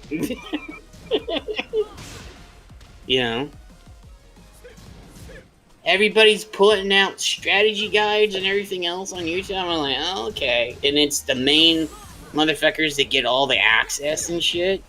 And I was like, but they weren't. I was like, okay, if it's how they say it, and a couple of them were honest, but then other ones were just kissing the game's ass. You know, and I'm like, dude, just be realistic and tell you how fucked the game is. You know, so I don't have to go out there. There's so many journos that talked shit about Elden Ring, but yet they still wrote fucking articles about it. Dude, I know. There was this one guy that talked hardcore shit on YouTube about, and I don't remember what his name was, but then he has like 300 hours in Elden Ring and still plays it on Twitch. And I was like, what is it, bro? And I get, you know, there's no shame in criticizing something you like, you know what I'm saying? But like, let that be known. It's been one of my favorite games of all time at this point. It has problems. Yeah, it's one of those games that's too big. Because you know what, you can do multiple playthroughs, you can do multiple builds, but the problem is, at least for someone like me, I tend to be a bit of a completist. If I know where all the secret side story shit is, I'll do it. The same thing. And there's a lot of it in that game. That game is big. Yeah. There's a lot to it. Yeah. It's just like, dude, and I said this last night. I was like, dude, if I'm gonna like something, I'm gonna be honest about it. If it has fucked up issues, I'm gonna call it out. Like, don't give me some fucked up systems or some shit that don't work or some other shit. Like, literally has some issues. Yeah, when No Man's Sky came out, for the first year or two, I shit on that game.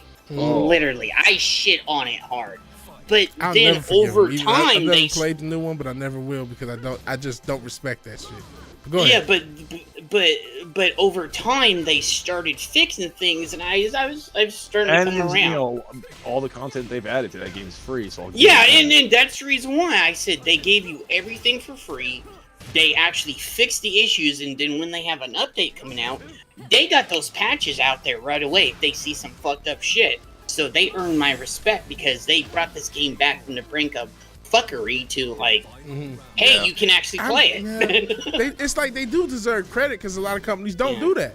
No, and so that's why you gotta give them credit, but it's also like all the time. It's a mixed thing. So like, my thing with No Man's Sky and a lot of these games is I don't like the idea of being scammed into paying for early access. I bought Undisputed, which is a early access game. I know it's early access, so I'm cool with it because I know what I paid for. I know I'm not getting like lied to, right? But when you tell me boxing game, right? Yeah, it's a boxing game. It's not complete. It is far from complete. There's a lot of stuff they got to put in it. And maybe you can play at one of these streams. My problem is you don't like they told me this is an early access game. I know it's an early access game. It didn't cost full price. You guys sold me a full price product that was really early access and then used the money that we gave you to actually finish the game. Now in doing so, because you did actually finish the game, because some games don't even do that part, by doing so you obviously, the fan base loves it. They reinvigorated the fan base. They're like in the same spot they would have been had they finished the game. Now, looking back, you know what I mean? Because now they got they got all the goodwill. It's like it was almost like. Look at that one game that's been in development for like 15 Star years. Citizen. It is one of the biggest fucking scams. Okay, you heard me come out right out of the way. I was like, fuck that game. I know somebody. Yeah, I have. The dude who does my logo plays it, and he put it in the old Discord. I know somebody that spent like $5,000 on a ship on there, and then it got destroyed. Oh. I know people. I've known somebody else on Twitch that spent $10,000 on a ship, and then it got poofed, and you saw his face, you know, after it got destroyed, he's just like, it's a fucking pyramid scam. That's all it is. That fucking game is a pyramid scam. Because at first they were gonna have like everything that they worked on was gonna be one big game. Well, now they're working on a spaceship combat game. Yeah. And now they're also working on like a first-person shooter, and it's like. It's all a scam to keep the money going in. So instead of that being part of the main game, which supposedly the main game's still gonna have, they're also working on these 2 other stands. It's like, what the fuck are you doing? It's Scamming all, people. and I said this. What they're doing? I think I said this on the Running MF game. like a year ago. It's all a thing to just keep the money rolling in because they've raised most money ever. Yeah. So. I get development hell, but oh my god. This isn't development hell. This is like scammers' paradise. It is. It's a huge scam, and I tell people that. It's just, it doesn't cease to amaze me too, and I'm glad Steam finally cracked down on certain things, like trying to scam people with something. Like if you don't say something's early access, and it turns out to be early access, Steam might kick you the fuck off. Yeah, they make sure you know it. Which is good for Steam doing that. Because Lord knows, just the history of Steam has had some just crazy games. It's not even the history of Steam; it's the history of Valve. Yeah, because look at the problems they ran into not that long ago with people gambling on Counter-Strike. Oh yeah, I remember that when I had a buddy on there that would gamble his shit away, man, and he lost like $5K one night because he kept buying shit. I was like, bro, did you just lose $5K on Counter-Strike? He's like, yeah. He goes, my wife's going to kill me. I was like, bro, I told you. He said his wife's going to kill him. It's a justifiable homicide. The fuck? I was like, you spent $5K on Counter-Strike, bro. She going to murderlize you. But it's, they've had issues with that. And for a while they had games on there where it's just like the earliest of early access. Yeah. Like you couldn't even call the damn thing an alpha, and they'd be putting it up there on sale. Oh yeah, people were doing that. At least, like you said, good on Valve for after. It took them a while.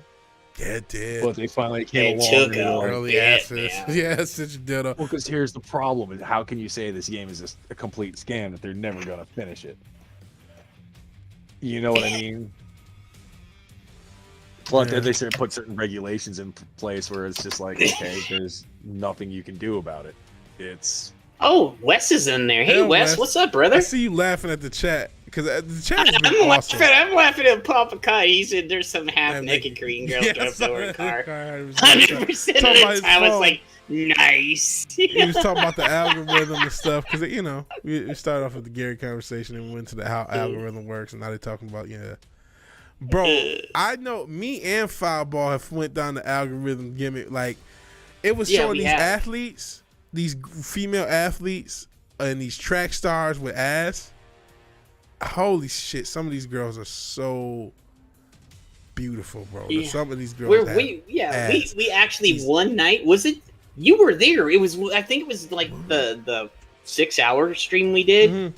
You were there, I was there, and I think we talked about it. I don't know if we talked about it. Some. Yeah, you think you're right. And he kept putting the booty, and me and you were like, girl got some ass on her. Me and you were agreeing, and Matt's like, whoa. Man, it was, but no, there was a whole I don't know how I pulled myself out of that rabbit hole, but that was a whole rabbit hole. I clicked on one of those pictures. It was huge. And I kept finding them. And I kept clicking on them, and I kept watching them. And so if you would have thought I was the most perverted motherfucker, which I'm a human being, I'm a male. I mean, women are attractive. Is that a hot take now? I find women attractive. Am I not allowed to feel that way? That's not a hot take. That's you're 100% red-blooded male right there, brother. Hot take: straight men are straight. So I'm not like trying to, but.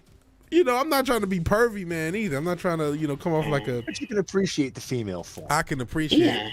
Especially some of these athletes, man. Shit, man. It was a lot of them. And so I can see how that algorithm gimmick, where you just you click on one thing, all of a sudden this shit is all you see in your feed. Mm-hmm. And so Papa Kai talking about his alt account. And whatever Cass is working on the Conspiracy Chronicles. Nice, Wes. It's his new book. So. Nice.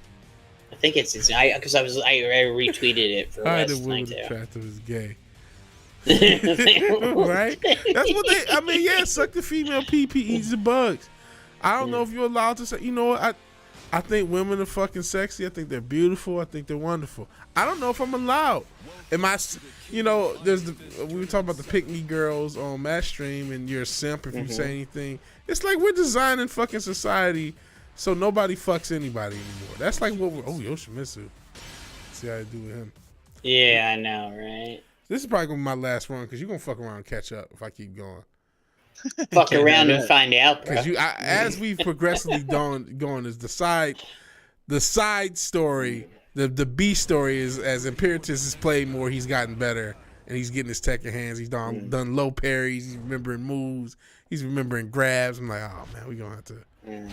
But I mean, we can still talk. I might. Wes just said it's his animated series. Oh, it's an animated series. Dope. Yeah. If you want, I'm just, I'm probably just gonna switch the screen and just show my little avatar, and then we can just talk for a little bit and wrap up after this.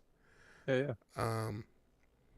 But yeah, this has been fun. Thank you guys for both joining. I appreciate it. Oh, dude! Anytime you want us to come over, dude, we'll do it. I should have guests more often. Now that I actually. Yeah, that's the reason why I asked you that one night. I was like, "Hey, Vidge, you want to come in and we can just bullshit while you're doing video games, man?" No clue. No clue. He was like, "I have no clue how to do this." Now and I also said, I do like, it's fun streaming with you guys. Oh shit, I forgot. Yeah. Oh shit, I'm about to get fucked up. Yep. But I do like solo streaming too. I like. I like this. I don't know. I find more fun in that, and I'm actually thinking, maybe I should do a solo podcast. I mean, I had the VigilanteWilliamson show, but that was like a news show. Yeah, well, you just do it. Maybe I should do just a solo to talk about some of the subjects. I mean, I do it on stream. Maybe turn the stream into a podcast, and I don't know. I gotta figure that out. I was thinking about that. Oh man, I should play some more Yoshimitsu. He's got all sorts of cool shit. Oh, dude, he's got cool shit in there. Man, mashing buttons and doing cool shit. Some of the stuff I remember from the 90s is about to get fucked up again. Oh no, I blocked it. I found that funny tonight when Ruben said all women are beautiful, and she said, "Oh, really? Yeah." Yeah, I didn't want to go that far. Bro, I have been watching some dude bros pump iron because I'm, especially now that I hurt my shoulder. Those dude bros got me fucking my shoulder up, honestly. Thinking, oh yeah, I curled these 50s. I'm gangster. Yeah, you can curl. Bro. Your shoulder ain't built like that, bro. That was curl, and it's not like it was easy. It was just like it was the progression for having. I didn't curl that much the week before, and I was just curling like a bunch. I had to curl like 15 straight.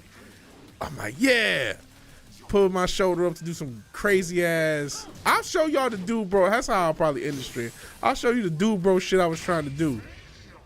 Was it from a video? No, it's from one of these little exercise videos to help your triceps. It wasn't even a bicep thing, it was your triceps. Man, my shoulder doesn't have it because it's a tricep exercise, but you got to put your shoulder behind your head. And my shoulder doesn't have enough strength to put 50 pounds above my head and behind it like that. It doesn't. And I found out the hard way that it ain't not like, no, you're still a fat fuck who spent most of the time on the couch.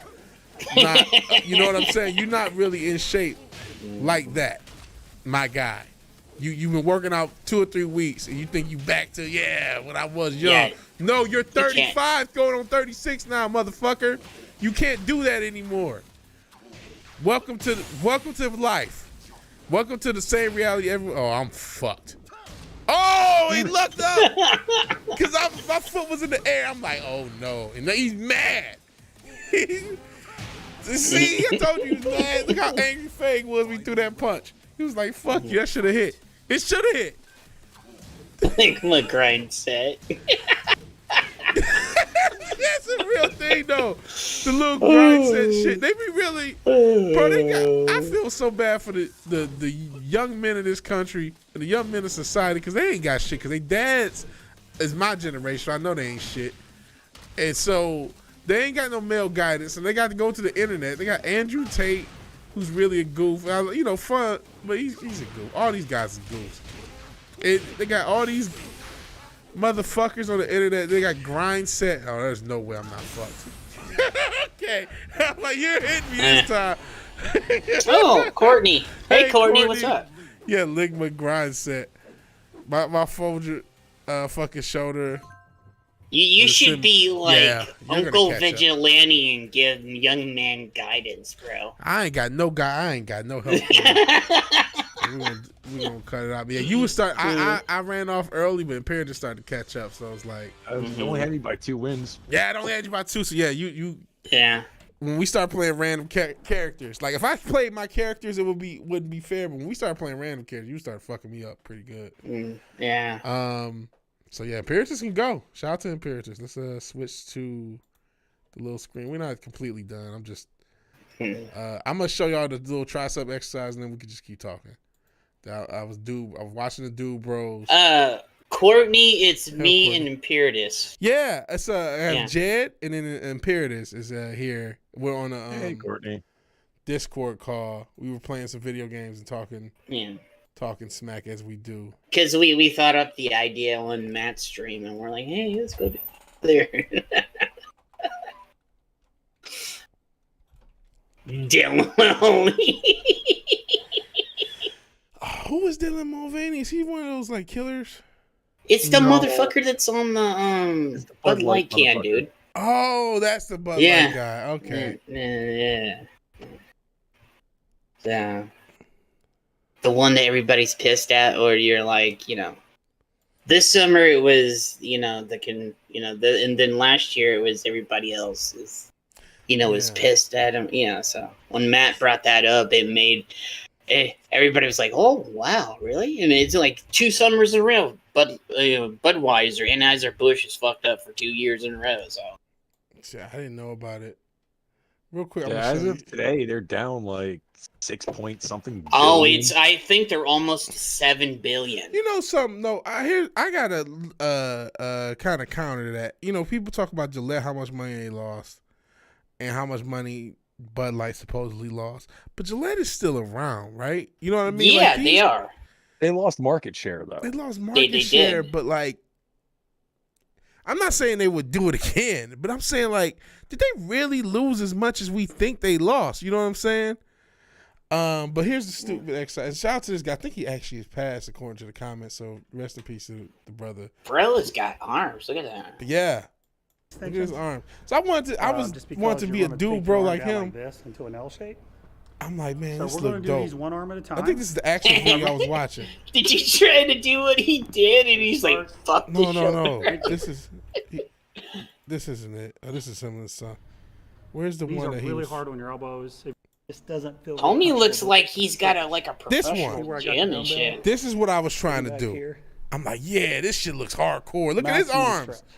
Look at his fucking arms. Up, 4 I'm like, I fists want to to the have arms like that. I'm about to do this shit. Just like this, and move the Bro, dumbbell. I put that in a- weight in an behind my angle where arm. your shoulders come My together. shoulder You said, don't have fuck to you. You ain't doing a go damn this thing. way or out, just whatever feels natural. So I want to look like, see how, look at this guy's arms. I'm thinking the internet said if I do this same exercise, I look like you.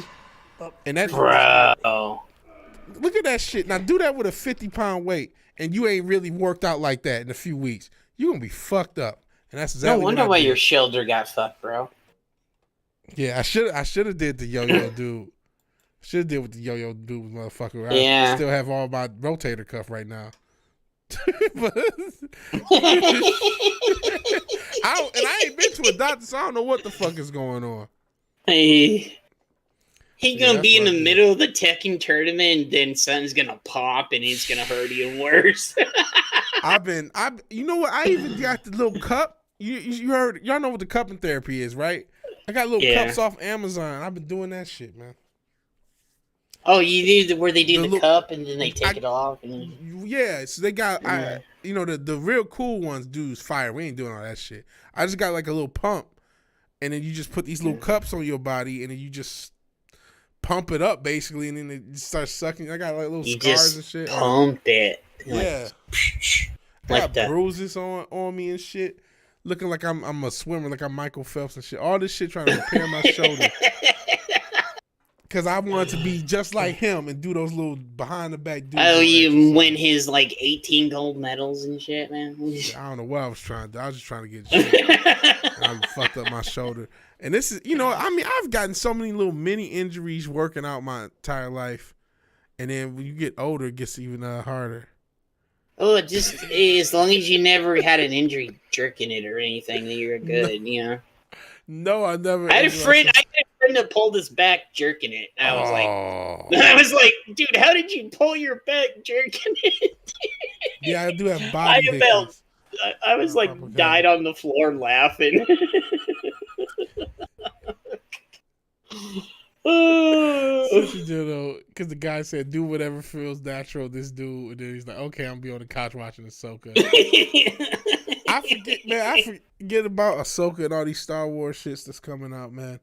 I feel so detached because, like, I'm not gonna watch it. I didn't even know this shit was happening. So, like, talking to you guys, talking to 24, shout out to 24, talking to people I interact with. That's how I found out a lot of this shit is even going on now. Because I'm just so. Ahsoka is actually heir to the Empire, so they gutted the EU and turned Ahsoka into hair for the Empire. So, yeah. Is it out yet? Is it coming out soon? No, it's not out yet. But they're not calling it that, and then it's just going to be. I was just like, oh.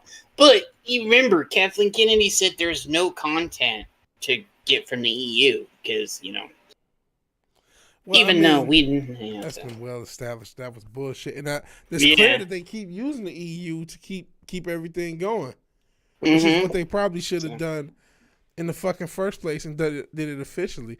But then again, we all know Disney don't like paying royalties even when they own them. So if they did the EU, which they already probably still owe royalties.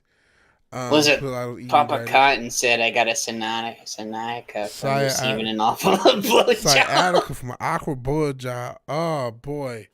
Bro. Sciatica is no joke neither, man. A lot of my issues. I've been doing a little what's it called, Feldenkrais. The one guy that Cinch Dildo sent me, it's like these different movements to get your body right. I've been doing that stuff too. I'm not gonna watch it. I find it funny. I find it funny she says there's no content in the EU, but keeps drawing from the EU. You know, so. And Fizz, does anyone care about Star Wars? That question, I would think the answer is no, but there absolutely are. I just like every year that somebody is going to buy Madden. We were talking about that earlier. I think you were here. Same 2K, thing. Madden, 2K, Madden, FIFA. FIFA. Yeah. They gonna make them every fucking year. Ironically enough, the only company that had a sports-like game that waited another year was WWE. The last 2K22, they waited an extra year to say, you know what, let's try to get this right. But they only did that because they had to, because the sales were dropping off. And I mean, WWE gonna make their money. So when they don't get just that on money. the launch alone, when it launched, they made a ton of money because it was the first game in years. So that's how you do it. You don't do it every year because you're going to get that fatigue syndrome. You either do it every other year or every 2 years. I think they should do it every 2 years nowadays, especially with the DLC cycle. And they need to give you the DLC as updates. You don't, because I heard one point they're going to make you pay. It's stupid, man. If you do pay, don't be expensive, man. Don't be $50. Yeah, don't be getting pissy if you go pay $70 for it and then bitch about it, bro. You know what you were getting into. And that's why it's the same thing with Star Wars. Like there are people who I haven't bought a Madden in years, right? But there's people that still gonna buy Madden. You know what I'm saying? I'll fuck Madden, fuck FIFA, fuck 2K, fuck all those motherfuckers. Yeah, there's people who gonna buy all those games this year, and they're gonna complain about it. And I'm not one of those people because I'm not going to buy those. Yeah, I was like, you still put your $70 down, you're full of shit. The bitch fucked up his back. That's funny as shit, man. My girl sucked the soul out of me once. That's why I'm dead inside. Who hurt you since you did it? That's what they're asking me. Who hurt you? Who hurt you? Which I don't even know what the hell that means. Who hurt you? A person. What's the? I've been alive for more than 2 days. Someone has hurt me because I'm on Earth. The fuck? Show me on the doll where it touched you. Like, who hurt you? Who hurt you? I don't know. Somehow, every sports game is interchangeable. Fizz Chozo, and they're a scam. They're a fucking scam. They are. The fact they keep coming out these bitches every fucking year, and that it hasn't worn off. that just shows, man, we got a sheeple consumer logic. And so that's why Star Wars still exists. That's why they can bring Daisy Ridley back. I know, and apparently she's gonna be pregnant with Kylo's baby too. So. That's dope. I know, right? I was like, that's fucking dope. just. But you know what though? It makes sense that the Raylos, Disney, these companies, man, they're about that money, man. And I know they've been fucking around and doing all this agenda shit and doing all this other stuff. And now with this, bro, I think we underrate how many people watch those fucking 3 movies, especially as young people. And now fucking the Last Jedi. The Last Jedi came out what, 2019? No, Last Jedi 2017, right? So I forgot the order. Like that. I don't even give a fuck. Like the minute that I didn't even go see the third one. The minute I went to go see the Last Jedi, I wrote it off. I wrote that whole trilogy off. I think Last Jedi was 2017. I didn't even go see the third one. What was the third one called? The Rise of Skywalker. Rise of Skywalker, right? Yeah, that was 2019. But that's 4 years ago. And you know, it's a little bit nostalgia for the people that did like her, and people, you know, who weren't really. I'm not really a Star Wars fan, but I thought it was okay. Like, you know what I mean? Those people. So they're happy, and that's enough money for them to justify its release. You know what I'm saying? They'll get enough money out of it. Who heard me? Who you got? They crossed their sabers fizz.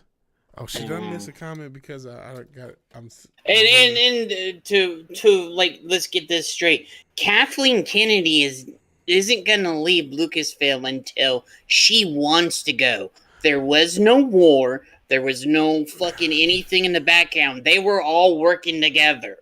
Which I don't know why that's a shot. They all work for the same. Yeah, company. I know. I said that. What did you guys think? Yeah, thank you. You know, I mean, I know. Should we talk frank about creators? We ain't hurt nobody. Shout out to Doomcock. No, I'm not talking about creators. I'm just saying no, there was no war. She's not leaving. I know. I'm about to back up your point, but I'm about to unfortunately having to say something about a content creator that and you know that kept running with this fucking story, and even when it became obvious, I mean that's when he backed off of it. But it's like that she's about to get fired. Shit.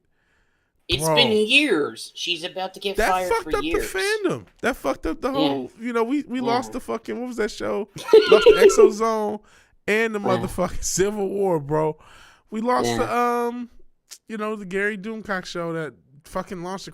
We based the fuck. It was the UFO Inquisition. show. No, the Exozone was the UFO show. It was the Inquisition. That's the show that me and Matt based the Culture Conference off of. And it was all over that fucking rumor, and that rumor got in spam. I don't know who gave him that information. I think it was somebody that just wanted to be an evil fuck, you know. So I mean, listen, I'm sure there were people at Disney that didn't want her there because there's people at every job don't want you there. People at my job don't want me there, and fuck them. But bro, do you know she's she's probably still is the third most successful producer in Hollywood history? Yeah, I know. Like that's the reason why I said I was like, she ain't going nowhere. People like that, people like that don't get fired. They don't. No, she's not. She and I said I even said this like years ago. She's probably got dirt on each and every one of these motherfuckers. That's the reason why she's not going anywhere. She's been in Hollywood since that. Yeah, 70s. She got dirt on all of them. Everything. Yes. Mm-hmm. Her and the one chick know everything. The chick that used to work, the acolyte chick, she used to work for Weinstein. She know everything too. So those two, that's why they do the shit they do. They can they know they can't get taken down, man. Yes, they can. Unless it's like a health issue or some other shit just takes them out. They're not going anywhere. So sit your deal. That's not what he said. Wook says I had enough of my childhood getting sodomized over and over. Do your worst. Sit your diddle. You were sodomized in your childhood. What? Oh boy, the force be female, the farce be female. Yeah, the Star Wars thing and the Star Wars hate, man. It's over, guys. It's over. Yeah. Bro, Papa Cotton just hit the shit that's scaring me as an artist. The AI is a guarantee that will happen, Papa Cotton. It will happen at some point. And you know what's going to happen? They're going to bring back all the old people that are all dead and make movies with them. Yes. Like, they're going to bring back John Wayne and everybody else and make fucking terrible movies. Get ready for the John Wayne, Muhammad Ali buddy cop movie. Yeah, Marilyn Monroe, fucking James Dean, everybody that's passed away. Like, it's just going to be a shit show of just shit. Yeah. The AI movie and the AI movie star, they started with the AI rapper. Remember they tried that guy and he got signed, but it was really a white guy who wanted to say the N-word a bunch. My child has been left gaping, dude. Sheesh. The chat is excellent. I need to get on. I used to know how to put the chat on OBS so they pop up because the chat is excellent.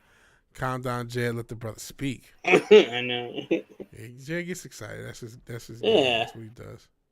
Imperatus, you still there? Yeah. I haven't heard him. It's just been you and me. Yeah, like, can't get a word in edgewise. Yeah, my bad, man. It happens. Yeah. See, that's why I don't like. That's why I just like streaming by myself. I can always get my phrases in. I can just, I'm not overpower anyone on the other end too. I'm just not, just over talking. I also legitimately don't care about Hollywood at all anymore. Right. It's not even the apathy stage. It's just beyond it, right? Whatever. It's like it's like in the same way I don't care about cricket. No disrespect to anyone who loves cricket. I just don't know or care, and I'm not about to look it up. I have no interest. Just fucking weird. Yeah, enjoy your sport. I hope you guys love it. I don't watch cricket. I don't know about it. I don't understand it. I don't care. In that same way, I don't care about Star Wars or any of Hollywood, man. If they make something good, I'll check it out. I'm still goofy enough. I know. I think it was Papa Cotton talking shit about the theater experience. I actually like the modern theater experience, but part of it's because nobody watches the movie, so it's just me and my brother, and it's just us in the movie theater because it's fucking empty. And then you have those theaters if there's a movie you really want to see. The ones with like the recliners that'll serve you fucking dinner. Yeah. There's some cool theaters, and I think it's okay. And I'm not regretting the stream. It's actually been cool. I should probably have more guests. But I'm still used to just rambling by myself, so I got to get back Papa used to having guests. Not wrong with that, bro. There's something to the cocaine 80s. Hollywood does need to stop being gay and get back to coke. I don't know what it was about the cocaine era of entertainment, but it's probably the best era of entertainment, man.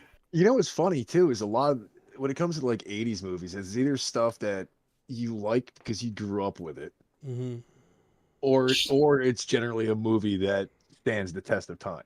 Yeah. Shit, Robin and fucking Eddie and fucking all of them on huge amounts of coke during the 80s when they did all those movies, and those movies are fucking awesome. Not just you had all the comedians doing massive amounts of blow. You had fucking, pretty much everybody, the producers doing massive amounts of blow. So it's like, hey, we have this idea, and it's some absolutely batshit insane script, and they're just like, fuck it, we can do it. Isn't that how we got Tango and Cash too? That is how we got a lot of those movies. Everybody, Hollywood, and Cinch Dildo is hitting the nail on the head when you think about it. He said that's what they get for switching SSS or Coke for SSRIs. I can speak sometimes. There's something to that, man. Everyone's antidepressed out. When they were coked up, you got a Fast Time at Ridgemont High. You got a RoboCop. You got a Terminator. You got a you get whatever. A whole Canon Studios. Yeah. You got a They Live. You got a what's that shit? We saw Repo Man, which is a weird ass 80s movie. You got Howard the Duck. You got Howard the Duck. Here we go with that again. But no, you just got a mixed bag. There was no corporate. And then the budgets for all this shit. None of these movies cost more than like $5 million. Even if you add for inflation, some of these movies are still under $30 million a piece. Like they weren't trying to be, everything has to be this big budget super hit. It's like, hey, you know what? We're all on coke. If you can make more money than you spend, we'll rock with it. and we'll just toss it out there, and we'll toss out sequels if you can make more money than you spend. That's all we care about. Nowadays, they spend so much, and everything's corporate, and there's 1,500 writers, and they rewrite shit. And, they're shooting movies as multiple choice movies now, which I can't imagine that's a good way of filmmaking. That's what I said about the script for on Picard. There's two different scripts, you know. But that's what they're doing now. They're doing that with our movies. They're shooting, like, for Indiana Jones, it's like 5 different movies that are shot with 5 different endings and different ways to get to that ending. It's like, this is ridiculous. It's so just conjugulated if you watch the trailer. It doesn't make sense. So, we showed it on the I think last week or the week before. Yeah. It was just, Matt was like, ugh. Yeah, most people who are Indiana Jones fans think that when they see that trailer. Yeah, I was just like, that's bullshit. I started picking things out, and I was like, ugh. As far as I'm concerned, there was no more Indiana Jones movies after the 3rd one. Nope. It was called The Last Crusade for a reason. Yes. There was a couple of good video games, and the comic book run wasn't terrible. Yeah. Shout out to, wasn't there Indiana Jones 64? Yeah, there was. It was on Super Nintendo. Super Nintendo. I thought it was on 64. That was Nintendo. I thought there was. No, there was one on SNES. There was one. Yeah, but I think there was. They had Star Wars. They had Super Star Wars, Super Empire, and Jedi, and then something else. Indiana Jones, which covered all 3 movies. Yeah. Yep. Yeah, that was on SNES, but I think they made another one. They might have been, because they did do a couple 3D Tomb Raider. Yeah, it wasn't that good.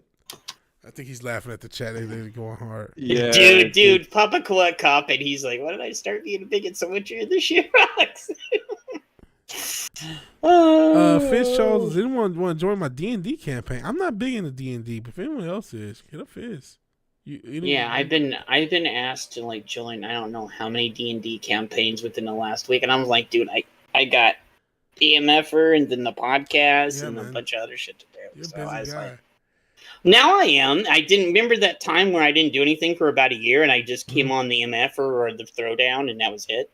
Yeah, man. Shout out to you, Jet. You kind of like, not that you actually. I think you did replace me in both of those shows. Now that I think about it, but that wasn't intentional. But thank you. No, it wasn't. Taking care of Matt and keeping, because you do a lot of producer stuff. I'm like, man, thanks, man. You really look out. Yeah. Shout out to you for looking out, man. He goes the other night, because I called him on the phone. He goes, "Dude, you're my new vigilante, I guess." Yeah, you've replaced me twice. I didn't mean it. I didn't replace you. Yeah. You replaced me on the Thursday Throwdown because I left, and that's when you started coming on. I was like, I started because I really mainly did yelling at parked cars, but I did a couple of Thursday night Throwdowns. But I just stopped doing both because I just didn't want to do the heavy shows. Plus, I got out. I stopped. I couldn't. I'm like, I'm not a part of that, man. I just gotta. I don't care about a lot of this stuff. I know. Yeah, reverse diversity. You know how Matt is when you have a discussion. What do you want to talk about? Yeah, I don't know about this. Yeah, like, you gotta get Matt's attention. He goes, "Oh, okay, we can do that." Yeah, which I kind of like. The direction of the MFer. It's interesting. He said he appreciates it and everything else, and he goes, "Dude, because he was looking at some of the other stuff we done, and then the one show when he came back, and he'd been gone for how long? About 2 weeks. 2 weeks, yeah. Yeah, and then I put the show together with Ruben and somebody else, and it was just he didn't expect that to happen, and then kind of after that show, he's like, "Dude, do you want to do this?" Cool, man. So yeah, and I was like, first thing I said to him, I was like, "Dude, I don't want to play VW. I love the dude. He's a good brother." I don't know if I have how much stamina I have for how much I do. Like, peace out, Fizz. Peace out, Fizz. See, Fizz. Hopefully you come around. Hopefully you get people to join D&D. I'm not as big in D&D, but if anybody is, man, hit up Fizz. That's dope. Yeah. But I didn't set out to replace you. I want to do the Culture Crime Fighters again. Yeah, and yeah. He's told me about that, and he said something maybe dude, monthly. he said, he goes, well, what if the three of us maybe sometimes do it? And I was like, me, you, and Vig, and I was like, that'd be fucking cool. I don't know if that would be the thing. See, my thing is that's what I said. I said I don't want to train some Vig's stuff. I would do a stream with you guys, but like my big thing is I am not in a place where I can consistently do it. Yeah, that's what he told me that too. So he can't be consistent. I'm just not consistent. I'm trying to. I've been trying to do the music thing, and I put that all on hold to fucking play Tekken and hurt my shoulder. But once after next week, I gotta go. I'm going back into music thing. I got equipment coming. I'm gonna try to reset up the studio, and I also eventually am about to get a GoPro or some of that. I gotta figure something out for camera setups, to get like a nice little camera setup so I can do stuff from the studio and do music from the studio and have like performance type stuff. And so like that's a whole thing that I want to do, and I want the time to do that. And not, even this game thing is kind of becoming a thing. I'm like, it's a hobby that takes time. So I'm trying to balance all this. And plus, once my shoulder does heal enough, I do want to get back into lifting weights. Peace out, West. So basically, me trying to get myself right with all the things I want to do is like, I'm not good at keeping a schedule and being consistent. And plus, shit, man, what do we have? Wait, somebody wanted to play D&D with Fizz? Mm-hmm. Let's see if it's left. Never mind. Papa Cotton. Later, West. Okay, never mind. But look and see what Papa Cotton says. What he says about Matt, because it's 100% accurate. I like when Matt gets annoyed with someone. Him being a server is so awkward. It's gold every time. Yeah, I'm a little devious, a little fucker, because sometimes I set people up on purpose, and that's the reason why Matt goes and plays off that. I'm like, bro, are you guys running a joke where you block his jokes intentionally? Because I was like, he did like 4 straight times. Like, somebody's working somebody. Like he'll say how you guys, how you guys had to work. We do some works over there. You gotta do what you gotta do. Sometimes it's not even intentional. You just spur of the moment. You just do something. Yeah, and then he's like, "Motherfucker, shit!" Like, was it like three or four before he went on the? We did one show, and he's like, "Motherfucker, shit!" I was like, "Oh, motherfucker!" And he's like, "Poof!" And then he's like, "Oh no, I'm just fucking with you." He came back, and we were just laughing our asses off about it. Oh yeah, Pope rage quit last Friday because Matt told him the fucking where the road was. What happened with Pope? See, I be missing. I miss when I'm not on the stream or I miss something. Like sometimes I watch it, like I'll be in the background. A lot of times on Fridays I'll either crash out or I have a ton of energy and I'm, up to 3 a.m. streaming with you guys like I'm doing now. Yeah, well, Pope was drinking. I think he was drinking because we seen it. This wasn't as bad as the other time when Matt told him to shut the fuck up. It's his stream. He'll do whatever he wants, But he's like, dude, and he told him, I don't know, Diddle, how many times that night for 2 straight hours he goes, dude, shut up. Let other people talk. And then Matt finally just got fed up with. He goes, dude, shut up, let other people talk. And he goes, and then he read him the riot act, and then Pope, like, if he was a little dog, his ears would have went down, and he goes, oh, okay, and then fucked off. And then Matt kicked him. So I guess this is an after show. Yeah, if you guys come up with the clip, I'll play it. Listen, shout out to Matt. And shout out to Pope. We're not trying to make fun. It's just like sometimes when Pope drinks, he gets a little bit wild. Yeah, if you can find it since you dildo, I'll go through it and play it. Cause I don't watch every minute of everything. Sometimes I'll fall asleep and like have it on in the background and don't catch things. It? Yeah, well, I think within the lessons, was it 75 or something? I've been there constantly every week. Yeah. Like it was at some point I just started because remember I would come to a week or two and then I would skip every now and then but now I've been there like every week, and even the week that he left to go on vacation, we had the show on my channel. Yep. Yeah. And I called the Roadhouse. Basically, it almost feels like, honestly, when I look back, once I moved to Texas, I kind of got out of doing this shit. The part of the reason of moving was doing it, and as a result, like I started to do a lot less streams, and you started to do more.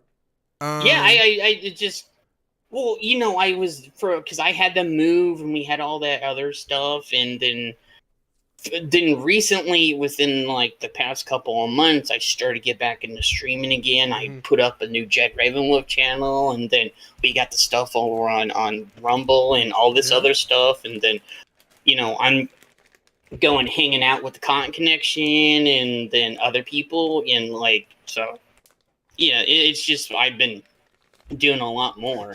You know, so there he is. There he is. The Content Connection. Ever since I first saw Snow Dove, I just thought that Jolly shit was so dope.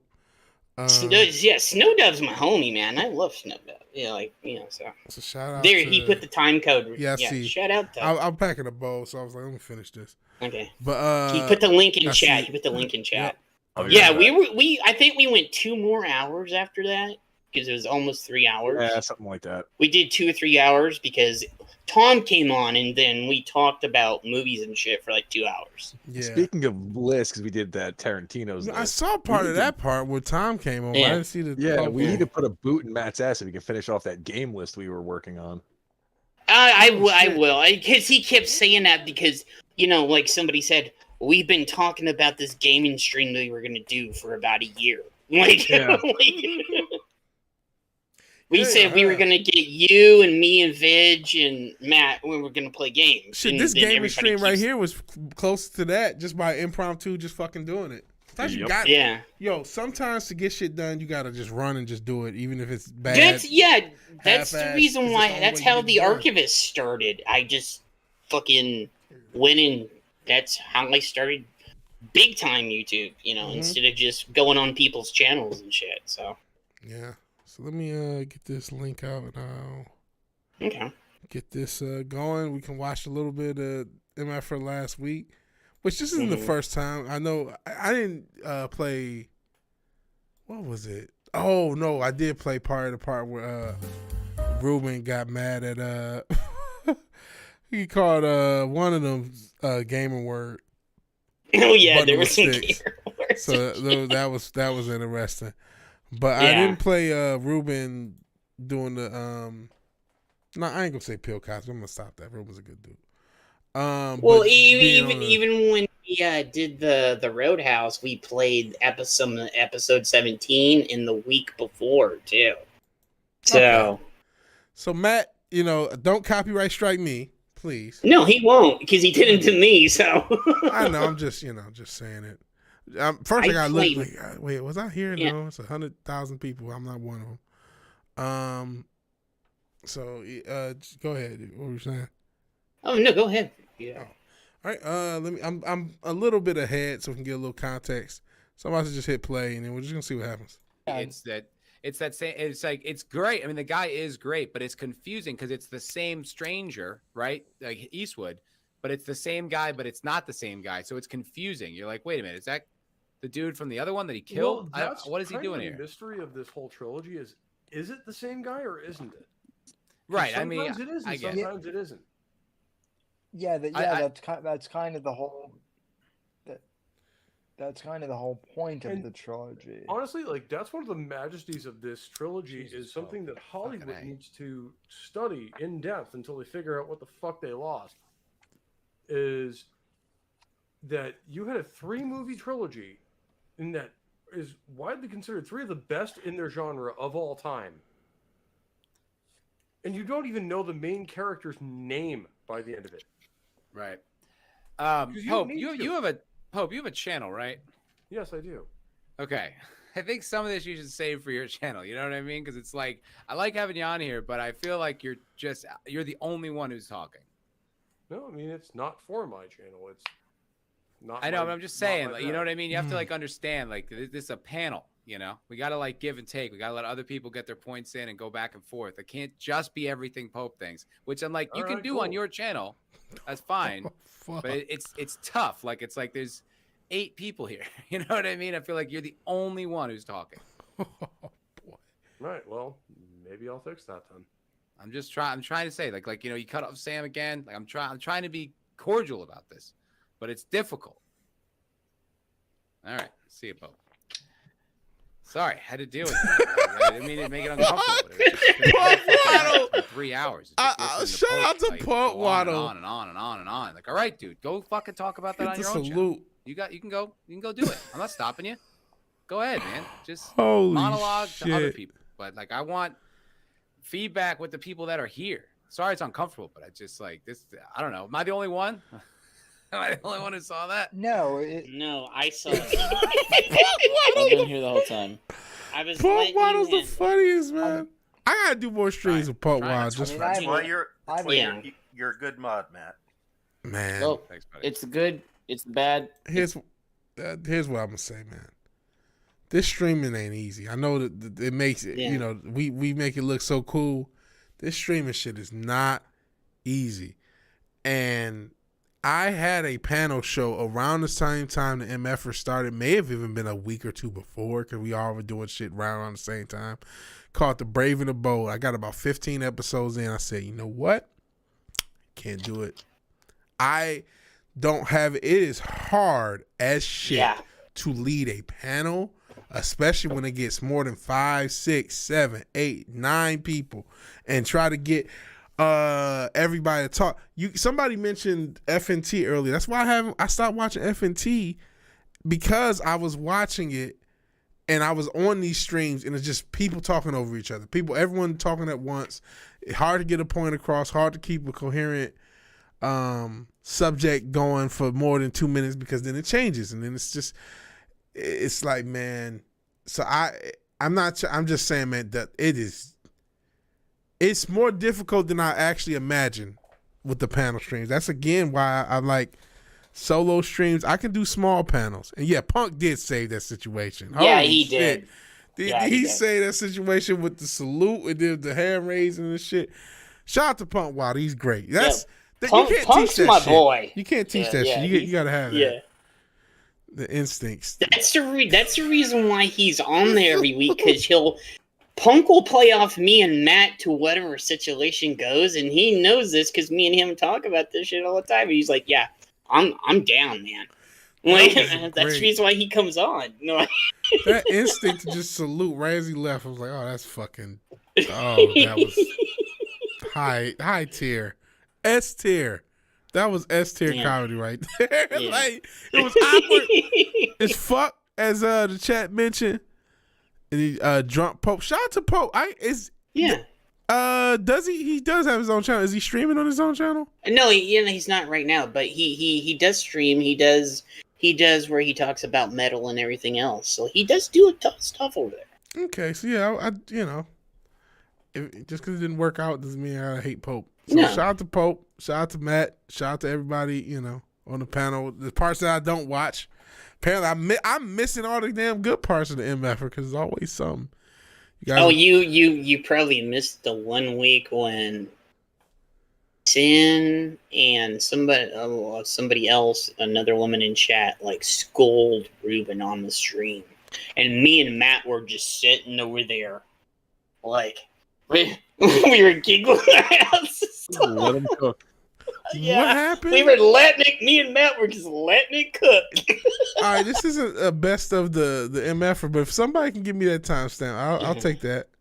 Somebody in the chat.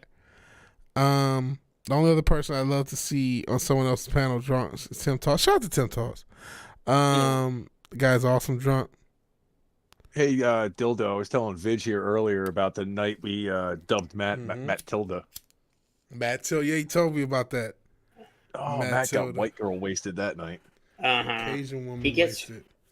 Oh no, it was bad. I've seen Matt drunk a few times, but this was bad. So usually I'm pretty good at picking up when people are drunk, but I'm terrible with Matt because same. But this time you could tell he was fucking drunk. Like he was just gone. Like, I can tell when Matt's blitzed, but I can't tell on the way there. I'll just be and it's like, yeah, he's like, whoa, what happened? Like we were all in the same room with a different person just popped up. Yeah. See, that's when it gets fun because you can start fucking with them. Like, since you dildo, tried to, but Matt turned belligerent and drunk. Yeah, it can be. And he just fights let with, like- shit cook. He started fights with me, with Brahma, with Red Shirt. Like he's getting mad that Red Shirt didn't like the Expanse. Yeah, Matt was Went getting off for a ticked good- off about that. Austin, I don't know which. This is a stream, and Matt, I'm not sure, Matt. Matt, if you're watching, you know we love you, buddy. Yeah. There was another We do stream. this to your face, man. Yeah. The authenticity. He kept talking about authenticity. He was drunk, and was talking about comedy and authenticity. I do not remember how long ago that stream was, but I just remember that. And part of the problem is a lot of these streams I was drinking too. So especially the older stuff that I'm on, man, I can't tell you I remember every goddamn thing. And I know you don't remember some of the nights because I would ask you later on, do you remember what you said? And he's like, nah. No. Because I would just get silent. I would get pretty wasted too. I didn't realize how much I was drinking in the pandemic. Yeah. And this is another can of worms. Oh, real quick, so you can look for the time stamp. Central Dildo, Jed said that some ladies in the chat was scolding the love doctor, Ruben. And like I said, Ruben's going through a lot right now, so I feel for him. But still, if we could see that and check out what the girls in the chat were saying, and it was, I guess it was Sin. Was it just from mine? Chat? Me, from chat, and then me and Matt were kind of egging it on a little bit, like we usually do. I don't know if you've seen that. Me and Matt, like, we play off. Some nights I will be like, "Hey, fuck you, Matt," and then sometimes we'll jump, and then it's like, "Oh no, we're on the same side." "Oh no, they're not on the same side." Fuck Matt, it's fucking play, man. It's just, have fun, man. Yeah, it's you do try to have fun. We try to have fun over there every Friday night. Dildo did torch him. I do remember vaguely, but like now when I'm thinking, you guys talking about drunk Matt, and it's like he has his drunkenness everybody sees, but I'm like realizing like, bro, I drunk through a lot of that shit. That's not healthy, I remember that shit. I missed it. I'm like, God, I don't remember some of this shit. And then sometimes you guys will talk about streams that I don't remember. I'm like, wait, was I on that stream or not? Like, I don't know. Because when we were gonna do the 100th one, I went through some of the earlier streams because remember, you weren't on the first 20. I wasn't OG, but I was close enough. Matt said.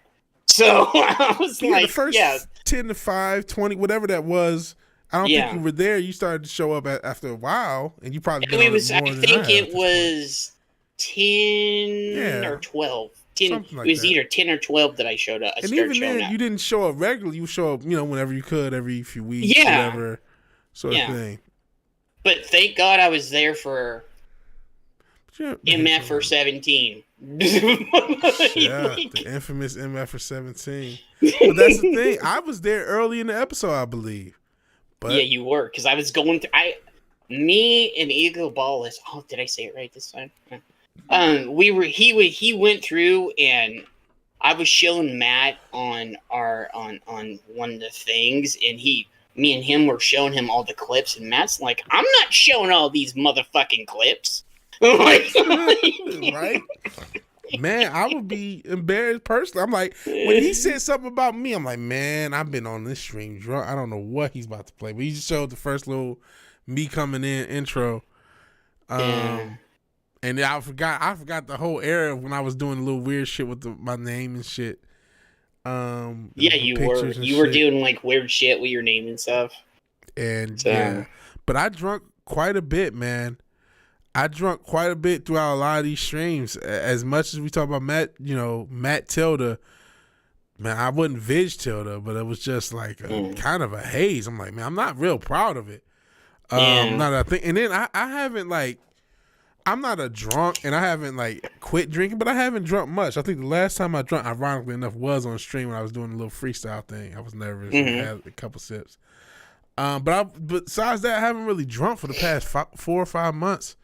It's good, man. Just out of the, I'm already smoking weed. I already eat. Let me. The smoking and weed, you're good. Just don't drink. Let me cut out some of this shit. You know what I mean? I can't just do all this shit. But I realized, bro, I was drinking pretty bad through some of this, and that's not. Yeah. You know, alcohol sneaks up on you, man. Oh, it does. You'll be thinking you cool, and then you're like, damn. Just me taking a break, I'm like, God damn, I was spent a lot of time on this show fucking drunk as shit. Not remembering whole episodes, not remembering stuff. That's not cool, man. It's actually scary when you think about it. Like, y'all talk about, man. Oh, like, Matt even, I would show him some shit, and Matt goes, I don't remember saying that. I was like, dude, it's on the stream. we didn't have AI. Like, it was you. You know what I mean? I know. He's like, I don't remember that shit, man. When did I say that? I was like, boom, right here. I'll show him the clip, and he's like, fuck, I did say that. Yeah, man. Smoke. That's why you smoke dads. But shit, Papa Cotton, you was telling me you went 6ix9ine on yourself, and I don't mean like 6ix9ine. You know what? That has a different context. Just though I'm thinking about the rapper 6ix9ine, but if you go 6ix9ine on yourself, that's a whole different thing. But just talk about you getting high and just talking, saying things that you probably shouldn't say. And Papa Cotton said Matt is a good guy, but he's so far from based. What is based? I don't think Matt is that far from. Wait. I would send it, except for when he tries to convert Atheist Ace. Oh my God, that was a 2-hour shit show that one night when Matt and him got into an argument over atheism. I do remember. I was just sit. That was within the last 10 episodes too, and I would just set them. It was it. I said, "Hey Tom, you want to come over?" He goes, "I don't want to get involved in that shit show." Like, dude, I just sat there and I was just like fucking like doing shit on Twitter and stuff, letting them fight it out. It was like 2 hours. Ace came on and it was like fucking religion talk for 2 hours. Bro, Ace. Shout out to Ace. Ace was he was sort of an OG too. So yeah, Ace was on the OG episode. And he would always. I felt for Ace because he would always like somehow get the whole panel against him, no matter what. He would always have takes, and I would. And you know what? That's another thing. I was just trying to like sometimes just talk to him. Like, let me just see if we can understand. But 8 people on the panel, and then it just sound like everybody's attacking to him, and then you're just like, oh man. So I felt for Ace, and not just in that situation, but just in different situations, conversationally, he has his takes, and you may not agree with all of them, but he would get in these situations where like the whole panel was against Ace. So there's been a lot of heated situations on the. There has been a lot of heated situations on there. And no, I didn't actually see the video of 6ix9ine. I mean, you see the thumbnail and you see the little fuzzy cam, which I don't know why any camera still looks that fuzzy in 2020. Yeah, but there was I think who was there when this was going on? Oh, Grant Gregory was there, and Grant tried to talk, and then Matt asked Grant, "Why are you not talking?" "Because you told me to shut the fuck up." Like, so Grant just shut up and was like letting Ace and Matt argue. Sheesh. Yeah. So. Yeah, what Dildo said, drunk Matt religion talk, or when he went off on comics about the gun issue. Oh, Jesus God. Do you remember that one? I vaguely remember this. This is fairly recent, right? Like no, that was about a year ago. Maybe it is about a year. No, it was a little. It was about a year and a half ago. Oh man, I thought it was right. It was less than that, Jake. I've only been doing this for about a year. Okay. Yeah, so it was about a year like ago. That's been since that felt like it was since. It wasn't recent, so but it probably was. It was last year. Oh, it was definitely in 2022 when it happened. Okay. Yeah. Okay. And then comics went back down, and I know how comics is. Comic ain't gonna back down on the gun issue, and Matt was like, "But," Yeah, I think I do remember that. Again, don't drink, kids. And like everybody was telling like, "Shut up, Matt. Go buy a gun." Was I on the panel? I think you were, because I was there. Again, ladies and gentlemen, you should not be drinking. I'm like, this is exactly what I'm talking about. Like, wait a second, I think I was on this motherfucking show. Dildo like antagonizes, and then I'm over here antagonizing, doing shit on there, just to see if shit will sit there and cook for a bit. There was one night, sitting there blowing smoke up Hollywood's ass about something. Yeah. And I was like, "Hey, Matt, we're buddies, right?" He's like, "Yeah, absolutely. We're, blah, blah, blah." I'm like, "Do me a favor. Next time you go grocery shopping, Pick up an enema and use it. You still got some Hollywood stuff up there. Boy, he was not happy with that. Oh, no, because I give him shit about Hollywood all the time, about how he was a table and shit, so, yeah. Man, And then, I remember it was an episode of Culture Crime Fighters. What the hell? Yo, it was was it the Will Smith episode or a different episode? because I remember that, because I think I was one of the ones that instigated that, because I knew Comics was there and Matt was there, and this would be a powder cake waiting to go off. Mm-hmm. So I was like, rubbing my hands in the background. So and Comics turned his greeting to Matt and said, "Hey, how's it going?" He's like, "Hey, Matt, how's it doing? How you doing? Buy an AR-15 yet?" And then I poked. Which I wish I could afford one. I mean, I kind of can, but I can't. Yeah.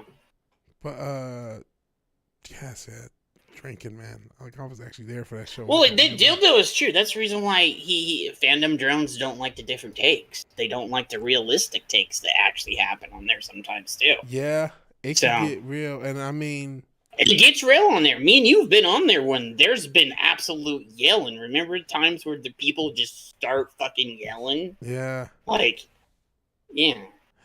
I was going, like I said, when I was going through the 100 episodes, I was trying to do a clip, and I was like, there's too much here. Right? So that's the reason why I just kept to 17, because, that's a legendary one. So I said, fuck it, we're just going to do 17. That's probably smart, man, because it's a lot of hostile stuff. Apparently, that's what Central Dildo likes. He likes the hostile stuff.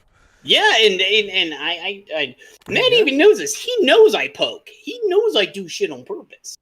Yeah, and that's one of the reasons why he likes me, because I sort of sit there, cause a little bit of chaos, and let it see if it cooks. You know what? I think wrong with that. There needs to be more clips in general of the. I mean, that's just a wave. That's the reason why I'm saying we're gonna try to do this, because I already have this. I am gonna have somebody try to go back through their early stuff all the way up to now and try to put clips, and I'm gonna try to have do them start a clip with channel the recent stuff. Yeah, because start with. There's so much good stuff in there. It's just buried underneath hundreds of hours of the show. And so that's the thing. That rambling. But still, that's, and this is something I'm trying to do, which I haven't really done myself. But there's so much value in clips. There's so much value, because that's the only way you can get these long form podcasts over. You know what I mean? Yeah. These long form shows is once people see clips of it, they want to see the segment. And that's on the Archivist. We started doing clips, and then all hell broke loose on my end, and Ash's in, and Retro's in, and everybody else that came on 70s a little bit, and the Archivist quit for a bit. There's so much stuff on there that you could clip out of the Archivist. It's not even funny. I got a lot of stuff from these streams I could clip out. So just the Archivist and the MF for Cocktail alone has tons of shit you can clip out of it. Shit, I got 100 episodes of my show, and the Vigilante Williamson show, which I did 101 and then stopped.